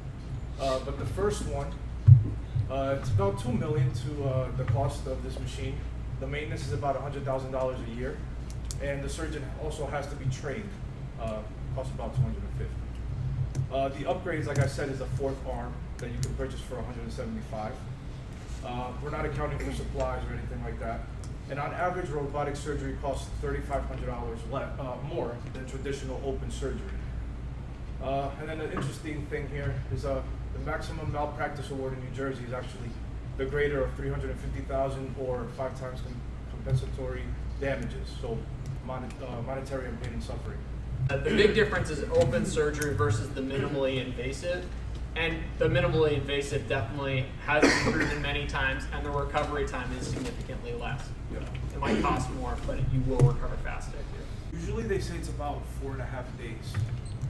Okay. So, Versus weeks Yeah. or months. Do insurance companies cover any of this, like the robotic, or is that? I think it depends on the insurance. yeah. Depends on how comprehensive your insurance plan is. Steven? Oh. Well, so I know the machines are expensive, but like, is it possible that in the long term it might actually like bring down costs? Yeah, it's actually coming down already. Because when it first came out, it was about $2 million. Now it's down to about $1 million. I think the big thing is as they add the ability to do more and more procedures and as the technology improves, it is very likely that this will become the most cost-effective way. But in some ways, it's kind of, people debate it today. It's not quite there yet, but yeah, in the long run, it might be. So I don't know if you guys mentioned, but what procedures are not done using this? anything I think that would be open surgery, right now I think anything on where you'd actually like open heart surgery, anything where you actually cut a person open, no. The big area that we see it is that minimally invasive surgery, and that's where it has the biggest advantage. Do you guys want to add? I mean, the first surgery that was ever done was heart surgery, but I agree, it's not as prevalent as, you know, the LASIK that you were talking about before. So. Yeah, I have complete foot reconstruction surgery, so that was complete open surgery. I took it 6 months to recover fully. So there's a lot of bleeding involved, whereas minimally invasive is very small. So you recover a lot quicker, you know, like open surgery. I think that's the area where they've seen the biggest advantage for it, and it's probably where they're going to see the most investment in like the near future. All right, so Sorry. Who manufactures these machines? Is it like the hospitals? Are there different it's a private company. Yeah, it's the big company's Da Vinci Systems, correct? Yeah, and they produce a couple different models. There aren't a whole lot. For LASIK, there's a ton of different models. For these like robotic arms and for the kind of robotic nurse, there's not a whole lot of companies that do it right now. Is there a big market for it? It's not so many companies.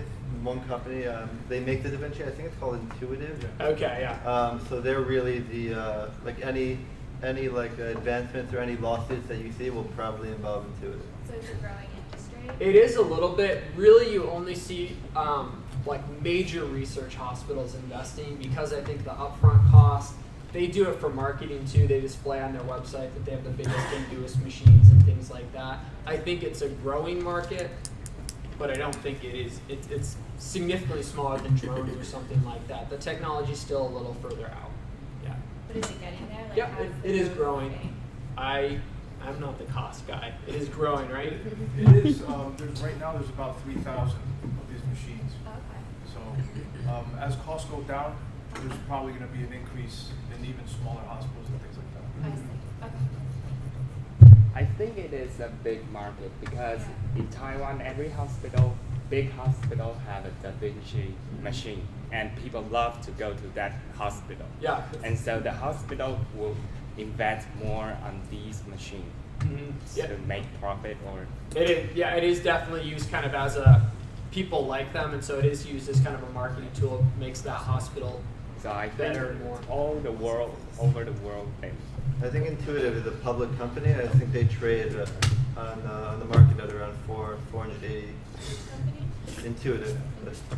And they make the system we showed in the pictures. So Kevin mentioned Taiwan, but are any other like countries use it more heavily than we do? Like I mean, drones are like really popular overseas and in Europe, where it isn't like it isn't here in America? I know a lot of American research hospitals do use them. I didn't see any countries popping up more than others. I mean, Canada and France have two of the most famous guys for this, but I know New York City there's hospitals with multiple units. In Philadelphia, there's a lot of units. I don't think there's kind of this lopsided imbalance between countries, because for the most part, these are legal. Any hospital that has it trains the people. You don't have that barrier. But I couldn't answer any further than that. The biggest hurdle that I've seen is the upfront costs for hospitals, which many can't afford. But if we're looking long term at the safety of robotic surgery, it could actually be cheaper in the long run. But the problem is footing the bill upfront. We'll go Nick and then Mike. Did you come up with anything that compares like the success rates of the users versus like I guess what doctors do now? I mean, obviously, eventually they'd be much better, but right now. In the next slide, it actually shows an example of one surgery. We'll actually, Eitan's going to go through like benefits and drawbacks and things. So maybe I'll just go through it and then any questions afterwards. So basically the pros, we've covered most of the pros already. Again, smaller incision, which then leads to less risk of infection, which then leads to a shorter hospital stay and a quicker recovery. Again, as Josh mentioned and Harry, telesurgery. So if I want the best surgeon to do my surgery, but let's say I live in France and he's in New York, like that case, so I can have him do my surgery and I don't have to have the cost of going there or have him traveling to me. So the advantage for doctors, improves dexterity, eliminates fatigue, better vision, so the 3D vision allows you to see everything better. Fatigue, the doctors are sitting, so surgeries, really big surgeries can take hours long, 7, 8 hours, they could be really, really long. So if you're sitting the whole time, and as Josh mentioned also, I think, the dexterity, so like so a hand can sometimes shake, right? But the machine makes up for that, and so the incision is much smoother. So we haven't talked so much about the disadvantages though. One, you have a shorter hospital stay after, but the operation itself usually takes a little bit longer, just because you have to wait for the machinery to move and it takes a little bit longer. Higher cost, as Frank mentioned, there's a huge upfront cost, but the truth is the cost may be negated in the long term if you keep the machines running properly. So you might have to hire less surgeons, you might have to hire less nurses because the robots are doing that for you. Studies have shown actually for certain surgeries there are no advantages and more risk. So for example, this is a chart from the Wall Street Journal article, right, about ovary removal and cyst removal. So if you look at the average cost, robotic is a lot higher, but also their complication rates are actually higher also. So it's not all surgeries, when you're looking into robotic surgery, you really have to do your research and see which surgery is actually proven that it's better than. People sometimes just assume, oh, robot's doing it, it's better. So as of now, that's still not always the case. There is malfunctions in machinery. It could break in the middle. There have been cases of the electrocuting somebody because there's an electrical problem. I think there was the statistic that 58% actually of doctors that have used robotic surgery have said they have experienced malfunction at one time. Loss of feel for a doctor, as Josh mentioned, sensitive when you're cutting and when you're feeling around. Sometimes the doctor may have better feel for that than a robot. And there's actually an interesting case of Paul Elliott with a patient who went in for prostate surgery, and they had to put his body in a kind of unnatural position to accommodate the robot. And because he was in that unnatural position for so long, he actually experienced permanent nerve damage. So the question is, do we want robots to take part in our surgery? So our president team, it depends on the surgery. So complex surgeries, like neck, throat, a cancer surgery to remove a tumor if it's in a very sensitive spot, or one of the most successful is prostate surgery. That's pretty much all robotics now. So their robotics have a higher success rate and less complication rate. However, minimally invasive surgeries, right? Like a hernia or a gallbladder or an appendectomy. So it's not proven that it's more risky sometimes, but it's not necessarily proven that it's more efficient. I actually, while I was doing my research, so any governmental website or like an AARP so they seem to not show studies that are really so pro they stress doing research, but if you look on the hospital websites that have the robots, so obviously they were very pro robots. So again, you have to be very careful when you're doing your research where you're getting the research from and make sure it's not a biased opinion. So again, as we said, as technology gets better, so robotic surgery. It's at its infant stage. It just started. 50 years ago is when robotic surgery really started. So even in the videos that Harry showed, right, you saw the first surgery, how slow the robot was moving and how bulky it was. And the second surgery, where it was a much smaller robot and it was very quick. And so as it improved, I would guess in the future that robotic surgery will be a lot safer than human surgery. But as of now, depending on the surgery, that may not be true.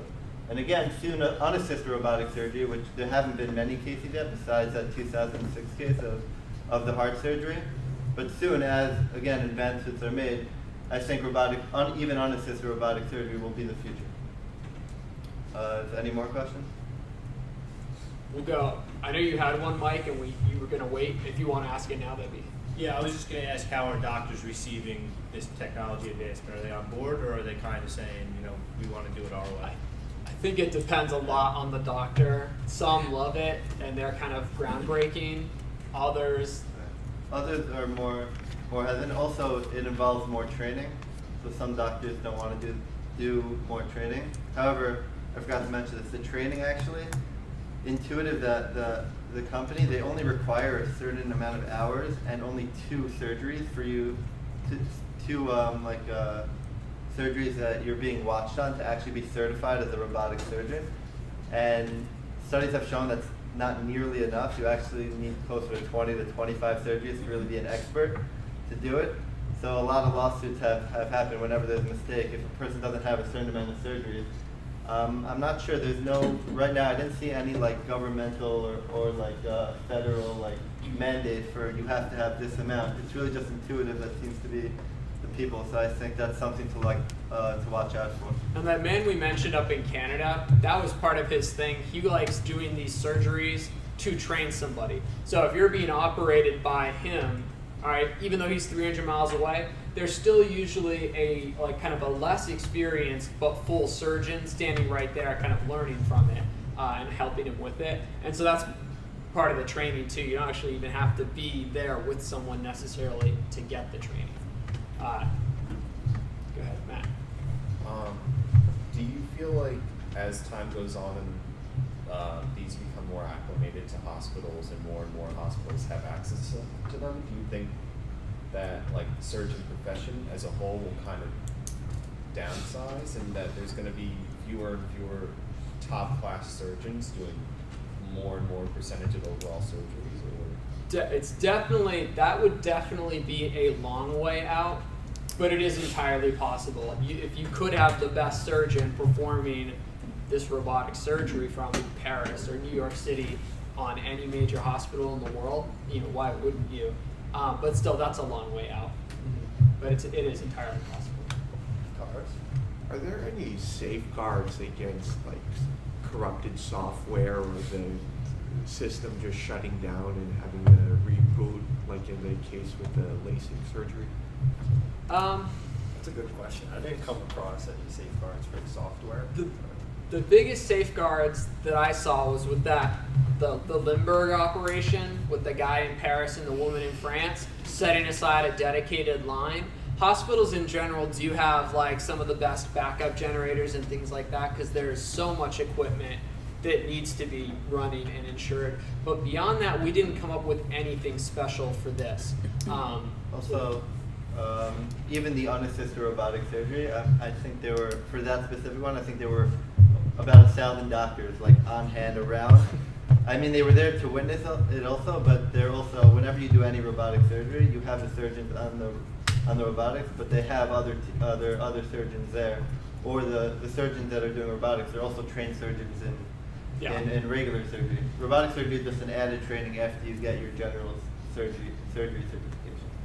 So there, even if something malfunctions with the robot, so you can still finish it by. I didn't see any case online, at least, that like had an example of like placing a robot in like a disaster zone, to maybe do emergency surgery on somebody that couldn't do it. I didn't see that yet, but I can definitely see that in the future, especially like from the drone presentation. You guys talked about how like you pitch drones to send help there.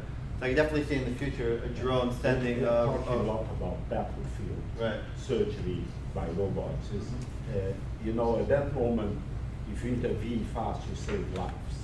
And so they are talking about small robots that can do basic medical functions, basically people alive until they, like for example, you step on a mine and you're bleeding off, okay? And until someone comes to help you, it takes a long time and they are not competent. So there's a lot of talk in the military. And remember, the military have a very different cost function. They are not so worried about $2 million because they're worried that if they can have a device like this, they're going to have thousands of them, and the economics are going to change totally. And they are much less concerned than a private for-profit hospital. I did come across some of that in my research that didn't show up in here, but where for surgeons bringing emergency medical kits with tools and it can bring up instructions, or like pods you put somebody in that can do different controls or tourniquets and things like that to kind of help keep people alive until they can get attention. So we did come across that, and there is some overlap with what we have here. So yeah, we did another area where technology is moving really fast. Maybe one more comment. It's not about this thing having a short circuit or hurting someone, etc. Is comparing. It's comparing because people shake their hands or they drank too much the night before or whatever. There are a lot of accidents that happen in surgery. The question is the person, the average person and the robot, what are the trade-offs there? Second thing is any technology in its beginning is very expensive and inefficient. And so you would expect robotic surgery to be worse than surgeons until a certain moment where the curves cross. And of course, the ethical question is, are you going to put your patient when the curve is still really bad? And so, but if you don't do that, it will never get good. Okay? So these are the kind of very delicate questions because this is life and death. Meaning that you showed LASIK. LASIK is all computer controlled, correct? The doctor barely does anything. And it's much better than the traditional LASIK done by hand. I don't think there is even a comparison. I don't think there are many doctors in the United States that do manual LASIK anymore at all. And I think when it came to LASIK, before they had it, I think an eye doctor, an ophthalmologist, really only had like 2 or 3 years where they were able to do the surgery, because by the time you get your degree, you're already a certain age, and then after a certain age, you start losing your motor skills a little bit. So even ophthalmologists that could do it, they didn't have many years where they could actually practice because they couldn't keep a steady hand for that long. And it's amazing. Recovery is you are walking and out of the hospital seeing metal. Is that good? And you know, there is nothing more delicate in your body than your eyes. So it's, and I think that's an example, the precursor of things to be. The other thing these guys didn't talk about, they said it incidentally, is kind of wide knowledge availability. You know, there are certain surgeries occur once in a year or once in a country, but across the world, they occur many times. So you can develop specialists for narrow types of domains, and they can perform many surgeries, and the economics work because he's not operating 1 person every year, he's operating 100 person or 1,000 person a year. So the economics change. And remember, when you start these things, machines are very expensive. But remember what happened to the price with computers? Prices went down dramatically, and the competences of computer went up dramatically. And these are computer devices, more than anything. One more comment here. This is a mix of technologies. This is robotic movement. They had 7 articulations. That's better than a person. Okay? There is vision, 3D vision. There is extreme amplification. There is artificial intelligence to control against shaking and et cetera, and each one of these have its deficiencies. The question is, in aggregate, is this thing better or this thing worse?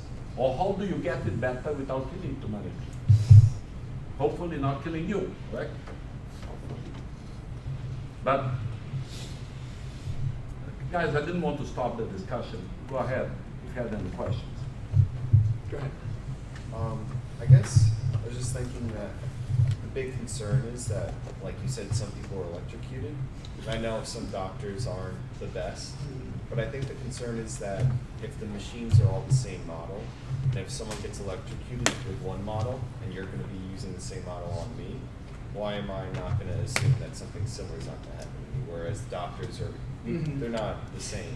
I can see that. At the same time, though, if they fix the problem, kind of like a car, you know, the same part breaks on every car, the company takes responsibility for it, and then any hospital can get that fixed, and it's kind of like, you know, all of them have been fixed. So that one can kind of go either way, but definitely it is a concern. I mean, this technology is new, and like I said, a lot of the big obstacles, a lot of the pieces that needed to fall into place for this stuff to get much, much, much better have already kind of fallen into place in just the last few years. And so, yeah, maybe there are problems now. I do think in the future it's just going to get better. Yeah, good question. Okay, thank you very much.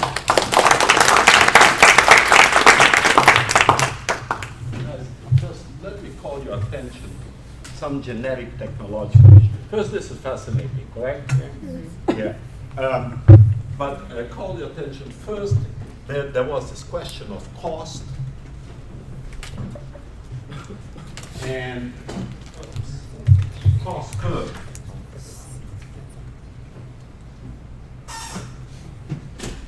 And any machine in its initial stage costs much more than after it's produced in large mass. Okay, and here there is this kind of ethical issue because it not only costs more, but it's also less good. Okay, and less reliable. So that's one big question. Second question is this number here, 19%. 19% the gross national product of the United States is spent in healthcare. Okay, and it's not only surgery, it's the whole thing, anything from doctor salaries to pharmaceuticals and etc. But it's 19%. Now, sounded expensive, but how much do you think an MRI machine costs?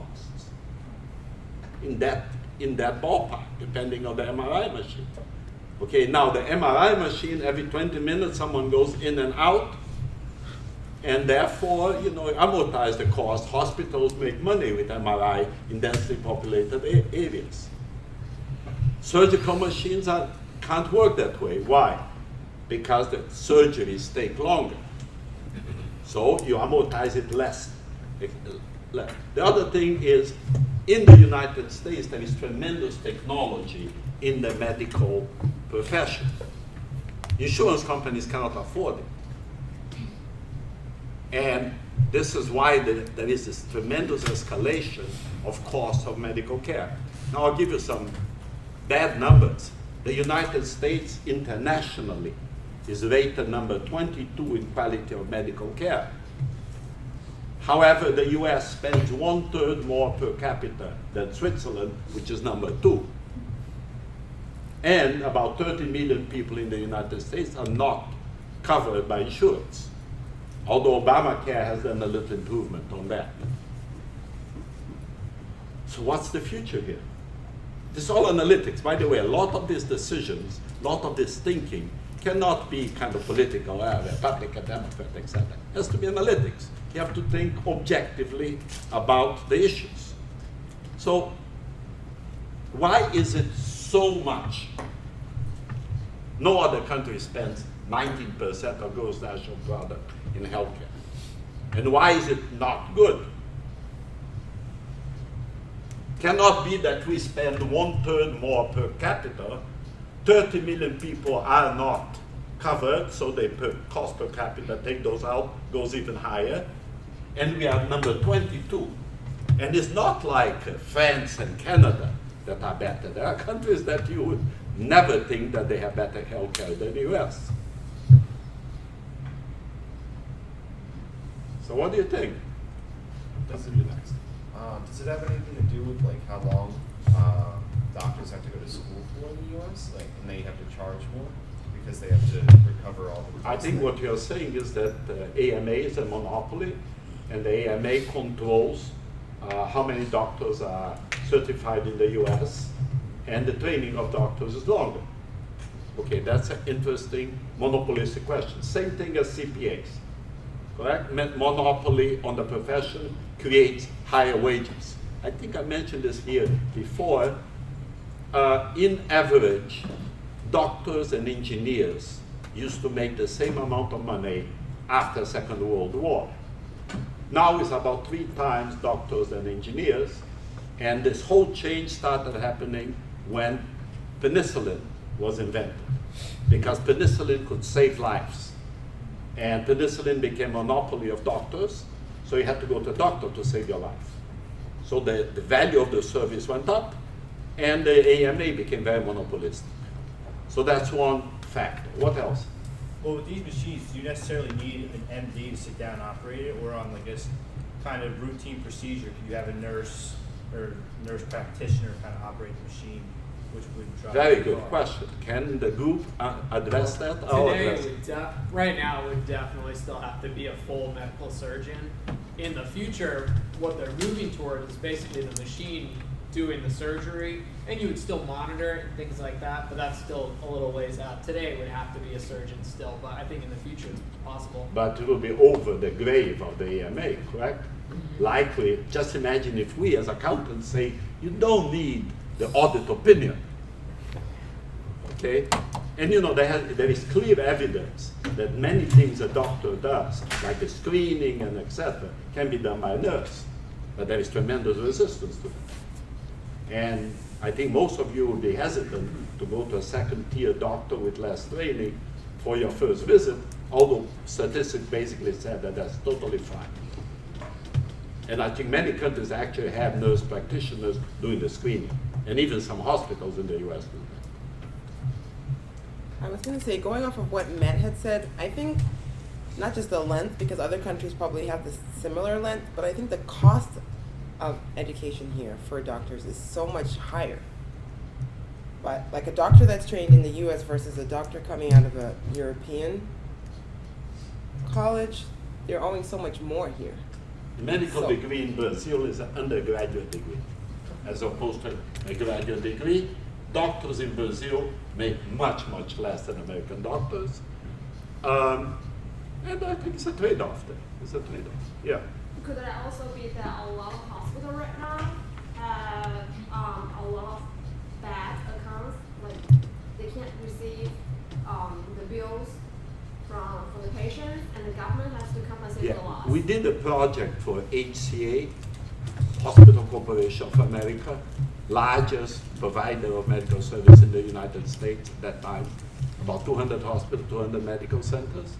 And they said that the bad debt rate was 95% for individuals. 95%. So out of $100 they billed, $5 got paid.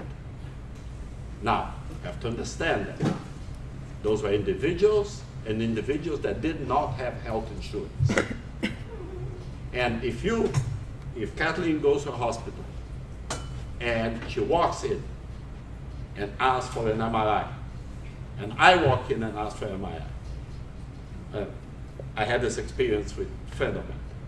Okay, mine will cost $600, but insurance will pay. His cost $2,000 because he didn't have an agreement with the insurance company. Insurance company didn't have an agreement with the hospital. So those 95%, the charges are very different for uninsured people. Wait, so coming from the insurance field, it's very true.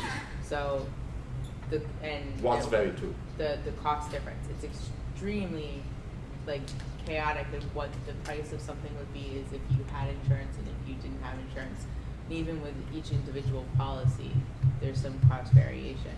But the other thing that I think part of it is, as far as why we're number 22, is we have some regulations that require procedures and medications get more approval than a lot of other countries.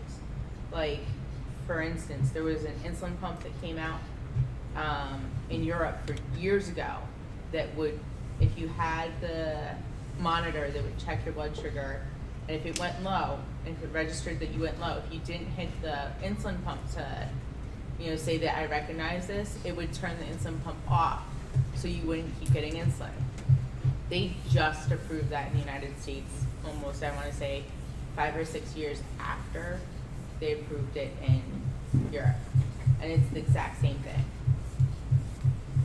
So there is anachronistic legislation that facilitates monopolistic behavior and resist technological improvement. I think that 19% number is just totally out of control, because when you hear stories about a patient getting charged $1,000 for a Tylenol, which is, you can buy $1,000 worth of Tylenol, you get like 20,000 pounds, and it's just the insurance companies going after the hospitals sticking it to the insurance companies, and it's just like a vicious cycle of just these increasing exponential costs that aren't really justifiable. Well, yeah, you see the $1 million machines that they're getting. Yeah, you can justify maybe a little more cost on getting a surgery done like that. But I mean, $1,000 for Tylenol is one of the most ridiculous things. I had this discussion in my Macy class 2 years ago. And a young lady came in, put a slide on, and that was her father's heart surgery. Run-of-the-mill heart surgery, preventive blocks, $55,000. Insurance didn't cover family. Largest cause, I think, of personal bankruptcy in the U.S. is medical. I've also, in my undergraduate studies, I took some classes about the healthcare system in the United States, and a lot of people in the field discuss about how America doesn't concentrate as much on preventative care and concentrates more on emergency care. And emergency care is a lot more costly than preventative care is. If you don't have insurance and you don't have money, the only way to get care is through emergency care.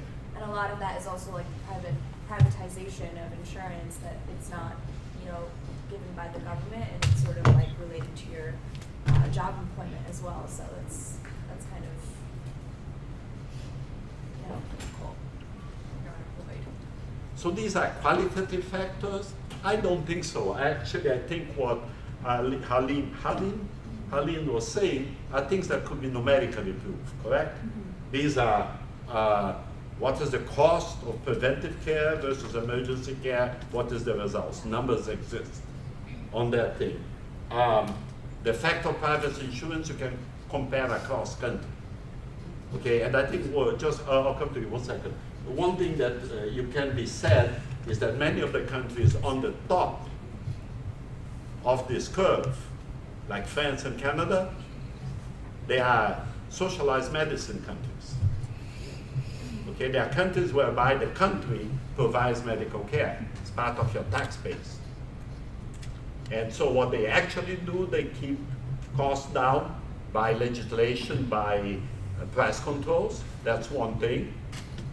And the other thing is they are rational in the administration of medical benefits. Means what?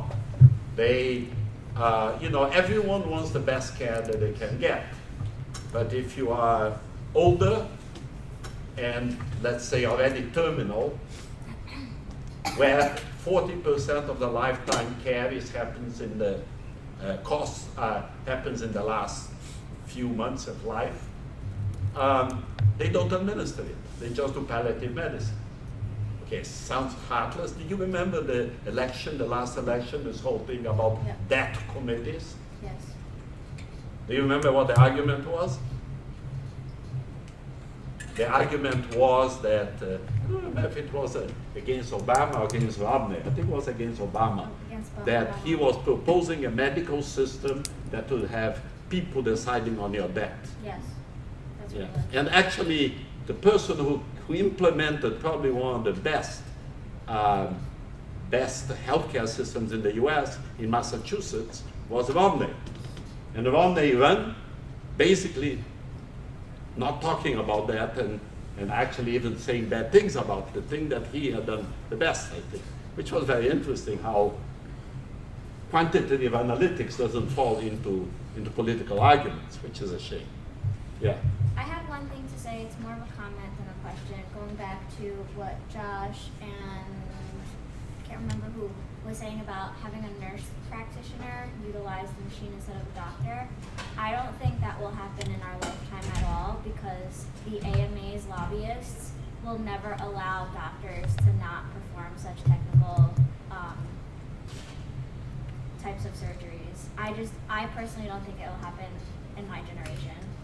Well, that's the monopoly is holding the position. Yeah. I did hear some arguments that Common said about over-testing in the United States. Did you hear about that? Basically that you do a lot of medical tests that are not necessary because it's a litigious environment and doctors are covering themselves. You heard about that? Other thing that Obama used in his argument is that we are going to create large databases where it's going to basically have these records so you don't have to retest. And there'll be guidelines, but it hasn't happened. They did give grants to more kind of electronic records and etc., but I don't think it has really kind of got into the way. I think one of the other things is I feel like the United States, as far as malpractice insurance, malpractice suits for the healthcare industry, I think is one of the highest in the world versus a lot of other countries. Your malpractice insurance reform would be essential to resolve some of these problems. It's very costly. Many doctors will pay 2/3 of their income in insurance coverage because they can be sued. There are not really great limits on what awards are given, and some very crazy awards are given. And some areas of medicine, like gynecology and etc., have decreased a lot of practitioners because it became so risky and so expensive. Yeah, that's one of the craziness of the US, and I think over-testing and malpractice are two things that could decrease this cost. Reform could decrease its cost tremendously. The other thing is, have you been hearing what the costs of these experimental or proven new cancer medications are? Like $100,000 for a treatment for a year, or something like that. And something is wrong in the whole assessment of this, yes. Well, so for instance, I had a week where I didn't have insurance. So prior to that, with my one insurance plan, it cost me $200 to get 2 vials of insulin, which would last me 1 month. Without insurance, I was expecting it'd be about $200 because I was, with the policy I had, I would pay up front and then get reimbursed. No, those 2 vials cost me $400 for that medication. And then with the new insurance policy I had, this started a week later, but unfortunately I couldn't wait. It was $120, and now with the newest policy that I have, it's $50 for the same. So the cost variation on prescriptions is insane. Yeah, it's very, very dramatic, the cost medication. And President Obama, when he did Obamacare, he made an agreement with the farmers, and the idea would be that there would be savings of $40 billion over 10 years in medications. And I don't think that's an enforceable agreement, first, and second, it's very little. Okay, that was an attempt to control the situation. Let's just talk for a second about the analytics of this, which is, this is all, there is a lot of emotion around this, there is a lot of politics around this. But what are the economics and what are the analytics about this? I had 2 PhD students doing dissertations looking at New Jersey Medicare reimbursements. And this area of Medicare reimbursements is fraught with fraud.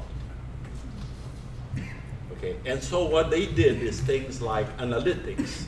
For example, they found people that died twice. Okay, and you know, then what you do in analytics in these cases is you try to examine certain effects. Remember, we talked about people signing vouchers at night or between time, you know, orders that were done out of the cycle. We are looking at Medicare. You start looking at rules like that, expert system type of rules that kind of look at unusual things. For example, having a general practitioner that is very far from your household. Okay, it's possible. You have a relative and you go to the other side of the state of New Jersey, drive 3 hours to go to the doctor, but it's not likely, correct? And if you have a doctor that has many of those, you start wondering if he's not making these things up. And then patients being treated by many different diseases at the same time. That's possible, but doesn't happen that often. Doctors that are specialists prescribing all kinds of medication that have nothing to do with their specialization. So this is what you do when you are building analytical examination. You come up with these expert rules, and then, I forgot, I erased my loading function, and you put the loading function, and see these are the leaders. And by the way, Abdullah's dissertation, I might show you some of the slides. Unfortunately, Abdullah is back in Kuwait. Abdullah's dissertation did an analysis, and then he normalized by the size of hospitals and location after I pushed him to do that. And turns out that 3 of them that he found out of the 10 most culprits, in his opinion, actually have been indicted since that time. So it was pretty good what he did. Okay, I have to show you these graphics because they are not only inside on this, but inside on visualization that I think you want to see. I'm going to see if I can get someone that knows those things better to come and show it to you. It's really very, very interesting work. But the reason I let this discussion go, because this discussion is about technology, is about economics, and is about implementation of technology, which is exactly what our coverage here is. The main effects here on, talking about surgery itself, is it's an incipient technology, hasn't been around for more than like 15 years, correct? Mixes machine vision, remote control, internet transmission, 3D vision, etc., all together. And this is artificial intelligence, little pieces applied in different things. Very interesting type of things. And I'm going to tell you my conclusion in advance, and then I'm going to try to support to you. You know, this whole idea of a little robot that walks around and is smarter than Albert Einstein and runs faster than the world record holder, and etc., is kind of a silly vision of robotics and artificial intelligence. Machines will have a whole set of reasonably privileged abilities. You know, maybe see better, maybe not shake, maybe repeat the same thing flawlessly 1,000,000 times, etc., And when you put these capabilities together, you get some degree of intelligence. But don't think of it as like a humanoid. Okay? Maybe there'll be humanoids, but not in your lifetime. Although the singularity, people think that singularity will happen by 2050, and many of you will be alive in 2050. So I actually think that this whole idea of intelligence, or machine intelligence, is a compounding of basic capabilities. And remember, when I asked you, first day of class, I asked you, are computers smarter than humans? We had this little discussion, and I concluded, says, they certainly can add faster than you and more precisely. They certainly can remember million numbers table without that you cannot. Are they smarter than you in those characteristics? If you call that smartness, yes. In other things, they can't do much better than you. There was also discussion here today about machines learning by doing, like people do. And when we began this discussion, we talked about machine learning. And we started talking about people learning by doing, and we talked about rules.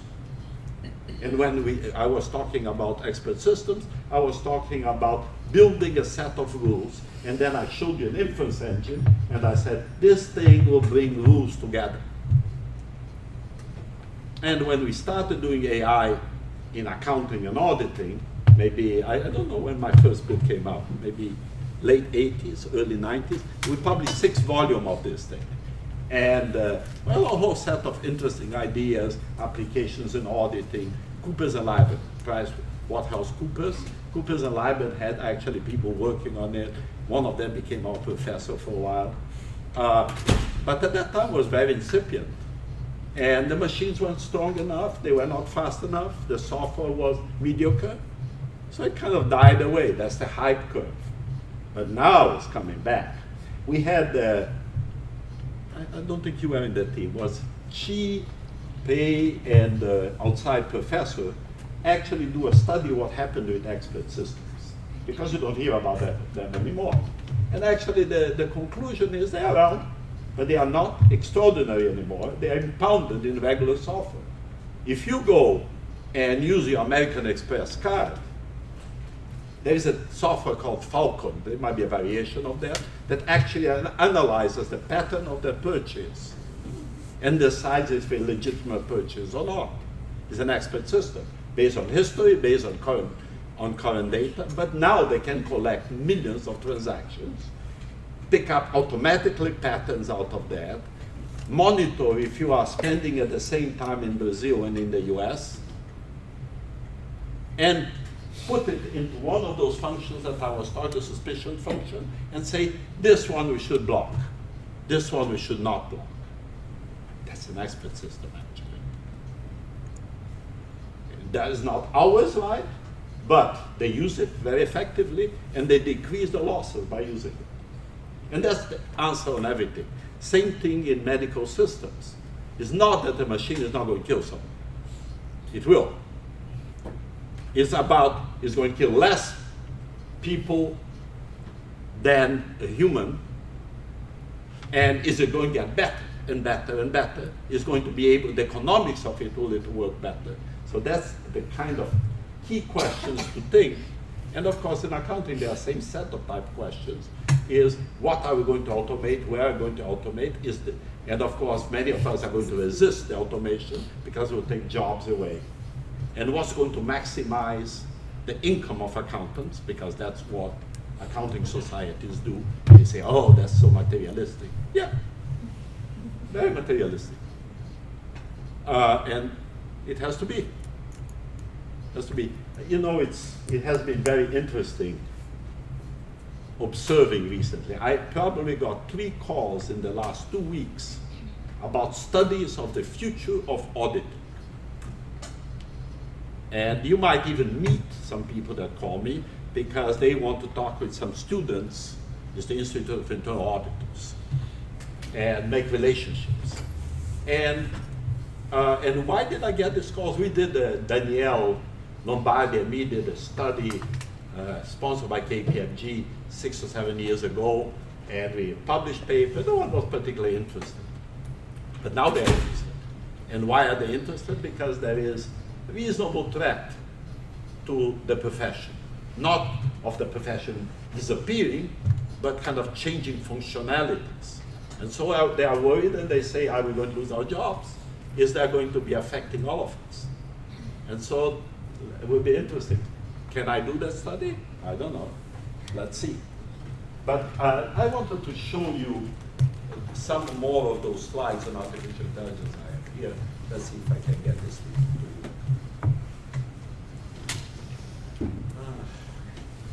Okay, so this was the inference engine I was showing you. Can I just summarize, just for you to remember? This thing here is like an algorithm engine that brings knowledge that was accumulated. And what is this knowledge? Is a whole set of rules And they had this started actually in medicine. And there is a system called myosin. And myosin was to detect blood disorders. And so they worked with blood specialists and created a whole set of rules. And they created algorithms to resolve those rules in the case of blood analysis. And then under the myosin, there was a thing that they called e-myosin that was the inference engine that dealt with those rules. And then they took that knowledge about blood disorders out of there, and they used that inference engine for other fields, exploration of oil, genetic medical diagnostic, all kinds of things. The big developments in expert system came in the medical area and doctor expert opinion. And that kind of slowed down and now it's taking off. Now, you know, I always ask this question, would you like a doctor to diagnose you or you would prefer a machine to diagnose you? Joshua. Whichever's better. He is hedging. A combination of both. Oh, he is hedging. I agree with Anand. I want some, you know, I want both. What did you say? I second Adnan. Everyone is hedging. I think it depends on what they're diagnosing you on, but I prefer the doctor for now because I think that the doctor can apply, you know, like common sense, and the machine is just going based on. Machines have no common sense. Not at this point. Yeah. I don't know. I just feel like the machine could bring in, like, it could use data to. Remember, machines can remember millions of instances, and doctors can remember hundreds. Yeah, they have a lot of more data they can use to. But I still think that it's important to use a combination. Probably, I'd say more machine than doctor, but probably both. I think it depends on the doctor. The machine. If the doctor is blonde and attractive, you like the machine is more consistent, but with the doctor, there's a lot of variability there. There's doctors that are practicing that finished at the bottom of their class. I think more about it. The doctor I grew up with met me year after year after year for 18 years, and I would trust him. Since I've moved here to New Jersey, I go in for a doctor's appointment, and the guys they're there for just a very short amount of time. They look at charts, they tell me what to do, and I don't have that same confidence that I would have with someone year after year. For me as an adult, I might pick the machine just because I don't necessarily trust any of the doctors. Jane. I would say it also depends on the practice, because right now, a lot of doctors, well, if you tell them you have a lot of different kind of problems, most of the time the doctor will assign you to go through all kinds of specialists. The diagnosis, MRI, they can't really judge your problem themselves. Actually, many doctors don't examine you anymore. They interview you, etc. How do you feel about you go to the doctor and he's there looking at the computer and putting things there? Usually they don't press a button and say, this is your diagnosis. They don't do that. And maybe they should. There are over 1,000 molecules approved, meaning it's 1,000 medications that are doctor prescribed. And many of those molecules have many applications and many ways to use it for different things to begin with. And there are tens of thousands of pathologies. And the doctor might have gone to medical school 40 years ago. There are 10,000 or more articles published in medicine every year. Obviously, he didn't read them. Am I convincing you a little bit more here? Christine. I think I would rather have a robot, because sometimes with the doctors, they might prescribe you stuff just because they want to meet their quota too. Like it doesn't necessarily have to be something. That's doctor conflict of interest. I had to fill up a form here at Rutgers because now everyone has to fill this form about conflict of interest. See if I consulted for a laboratory and things like that. And kind of very applicable to me, but that's a great concern in the medical field about you being hired by a pharmaceutical and recommending that particular pharmaceutical for economic interest. The reason I'm asking this is very similar to the self-driving car to the pilot landing the plane, I'm very convinced that I would rather have a computer land my plane, okay? Although, if I asked this question to my students 20 years ago, everyone said that I was nuts. And probably right, because technology wasn't where it is now. But now a lot of my students will agree. Yeah, let's have a, by the way, airplanes usually landed by people. But you would think that eventually not. Eventually, no pilots in the airplane. Don't like that, eh? Eventually, no doctors around. You put your hands into a machine and come up with diagnostic, automatically gives an injection in the butt. I think with the diagnostic part, I wouldn't mind the robot so much, particularly if those results are negative. But if those results are, say, positive for something, that diagnostic report, I mean, I don't know how many people have seen their own blood test diagnostic report. So you're It's going not, with his mixed solution. It's not helpful. Computer diagnosis, you talk to doctor afterwards if there is a need. Because the Computer as a screen. Okay, so I just, that was a discussion for this. This is actually the expert system we put together. I think a lot of people wouldn't call that an expert system, but it was a rule-based system, had about in peak days dealt with about 300 million calls in one day at AT&T. That was time the AT&T was bigger than it's now. Had 4 large data centers. Reports came in. The reports where extracted data was called screen scraping, put in a relational database, and drove an auditor system. This auditor system, this is before World Wide Web, had hypertext system like we have today, and basically gave screens like this. And why flowcharts? Because that's how auditors think or thought at that time. And we worked with the auditors to develop rules. If certain things happen, we will get an alarm or something like that.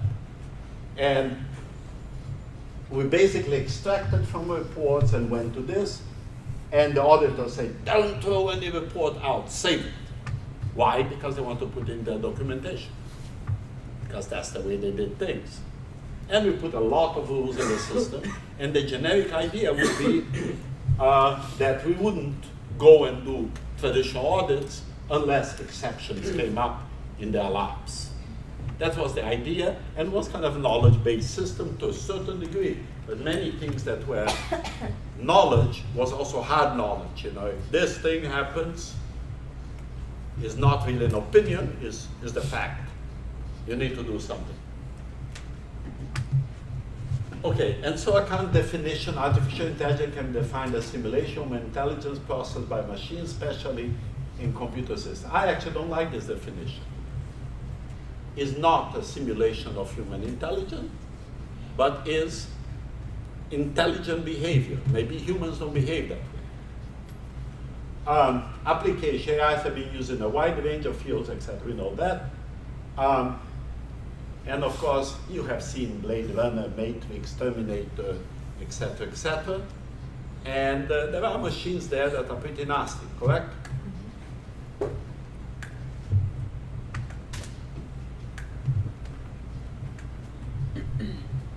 Okay. Have you heard the word named Alan Turing? There is a film about him recently. What was it called? Competition game or something like that? Imitation game. Actually, this guy was one of the great geniuses of history, and you should be very thankful to him because he broke the German code on Enigma machine. And so this was a very privileged mathematician, I think down in Cambridge, very young guy, and he basically, using computers and etc., managed to read the German code, which abbreviated the war, if not changed the result of the war. Okay, and the classic test is called the Turing test. And the Turing test is you pose a question, and if you can't distinguish that the answer came from a person or from a machine, this machine is intelligent. Okay, and recently some people claim that they have win the Turing test. Okay, and there are international competitions, there is a whole thing. That's a very interesting, a very simple thinking, and that's it, the Loebner Prize is one of the prizes. Okay, now this is also very interesting, and this guy is a futurist. And artificial intelligence, information technology, and virtual reality will radically change the human existence in decades to come. The future is too important to leave to technologies alone.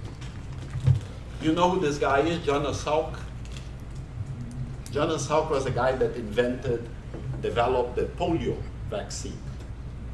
Okay, and you might not even know what polio is. It's a very debilitating illness. A lot of people die and leave people crippled. And basically, if you administer the Salk machine, the Salk vaccine, people don't get polio. And so polio has been substantially eradicated in the world because of Jonas Salk. And then they did a couple of other variations on the vaccine to make it better. So this guy talked, look what he said, being a good ancestor becomes especially challenging when you recognize that even small choices matter.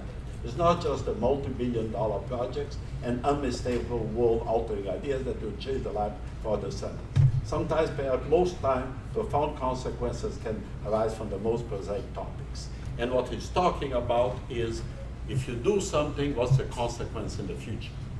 And in particular, there was this whole discussion about what computer technology will do or will not do. And you know, this whole discussion of computer technology in the future also happened with the Manhattan Project, bombs, hydrogen bombs, also happened with Nobel. Alfred Nobel developed explosive, okay, and he felt so guilty that he started the Nobel Prize. He made a lot of money out of it. And so always scientists develop things and then they have consequences. And that's something to think. And machine intelligence obviously going to have consequences.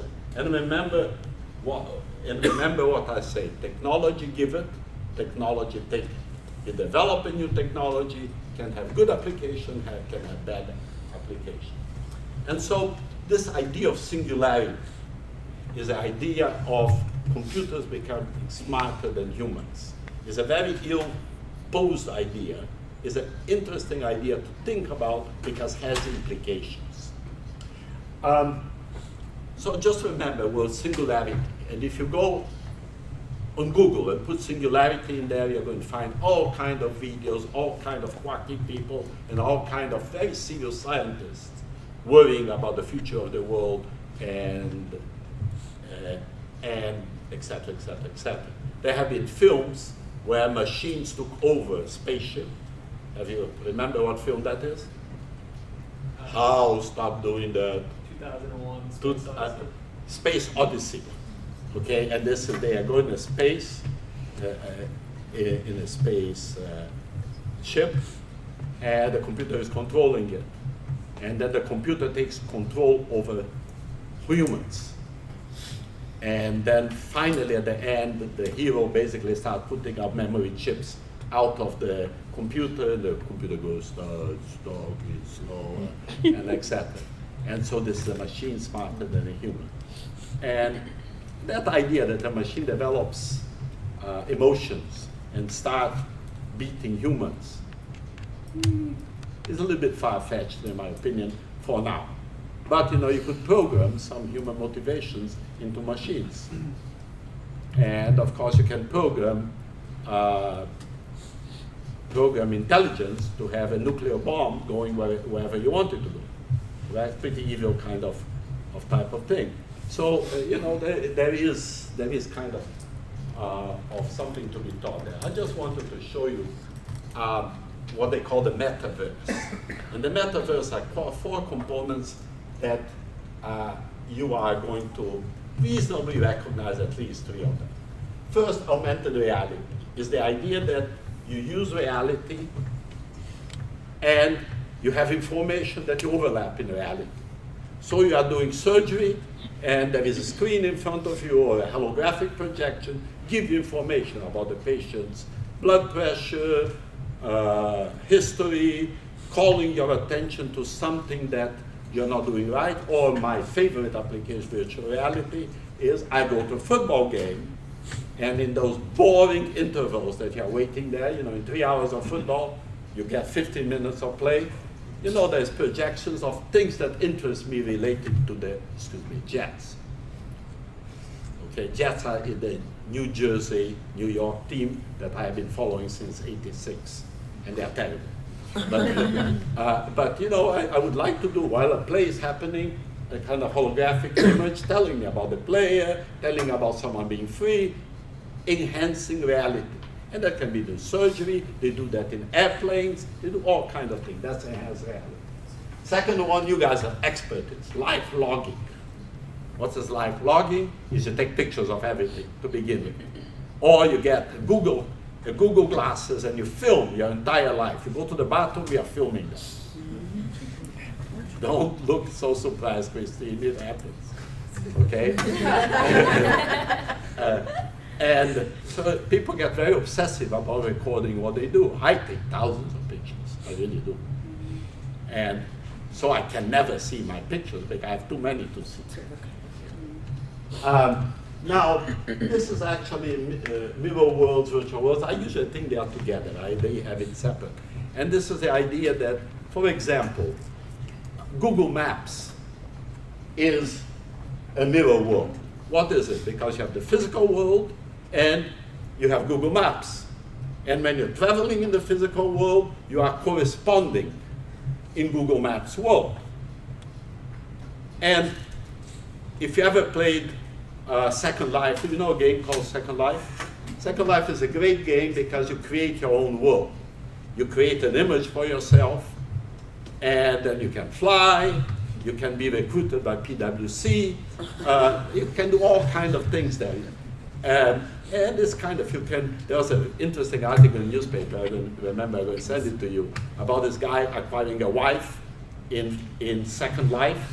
And so his question is that bigamy, having a wife in the real world and a wife in the second world? Yeah, he would spend his day at home at night in his computer with his new wife. So he must be very tired, correct? But it raises very interesting things. Then there is more and more these kind of virtual world representations. And a lot of kids in the games world spend a lot of their time in this kind of virtual world that exists. And they call these 4 quadrants the Metraverse. Okay, I'm going to stop here because it's time to stop. We'll continue next time.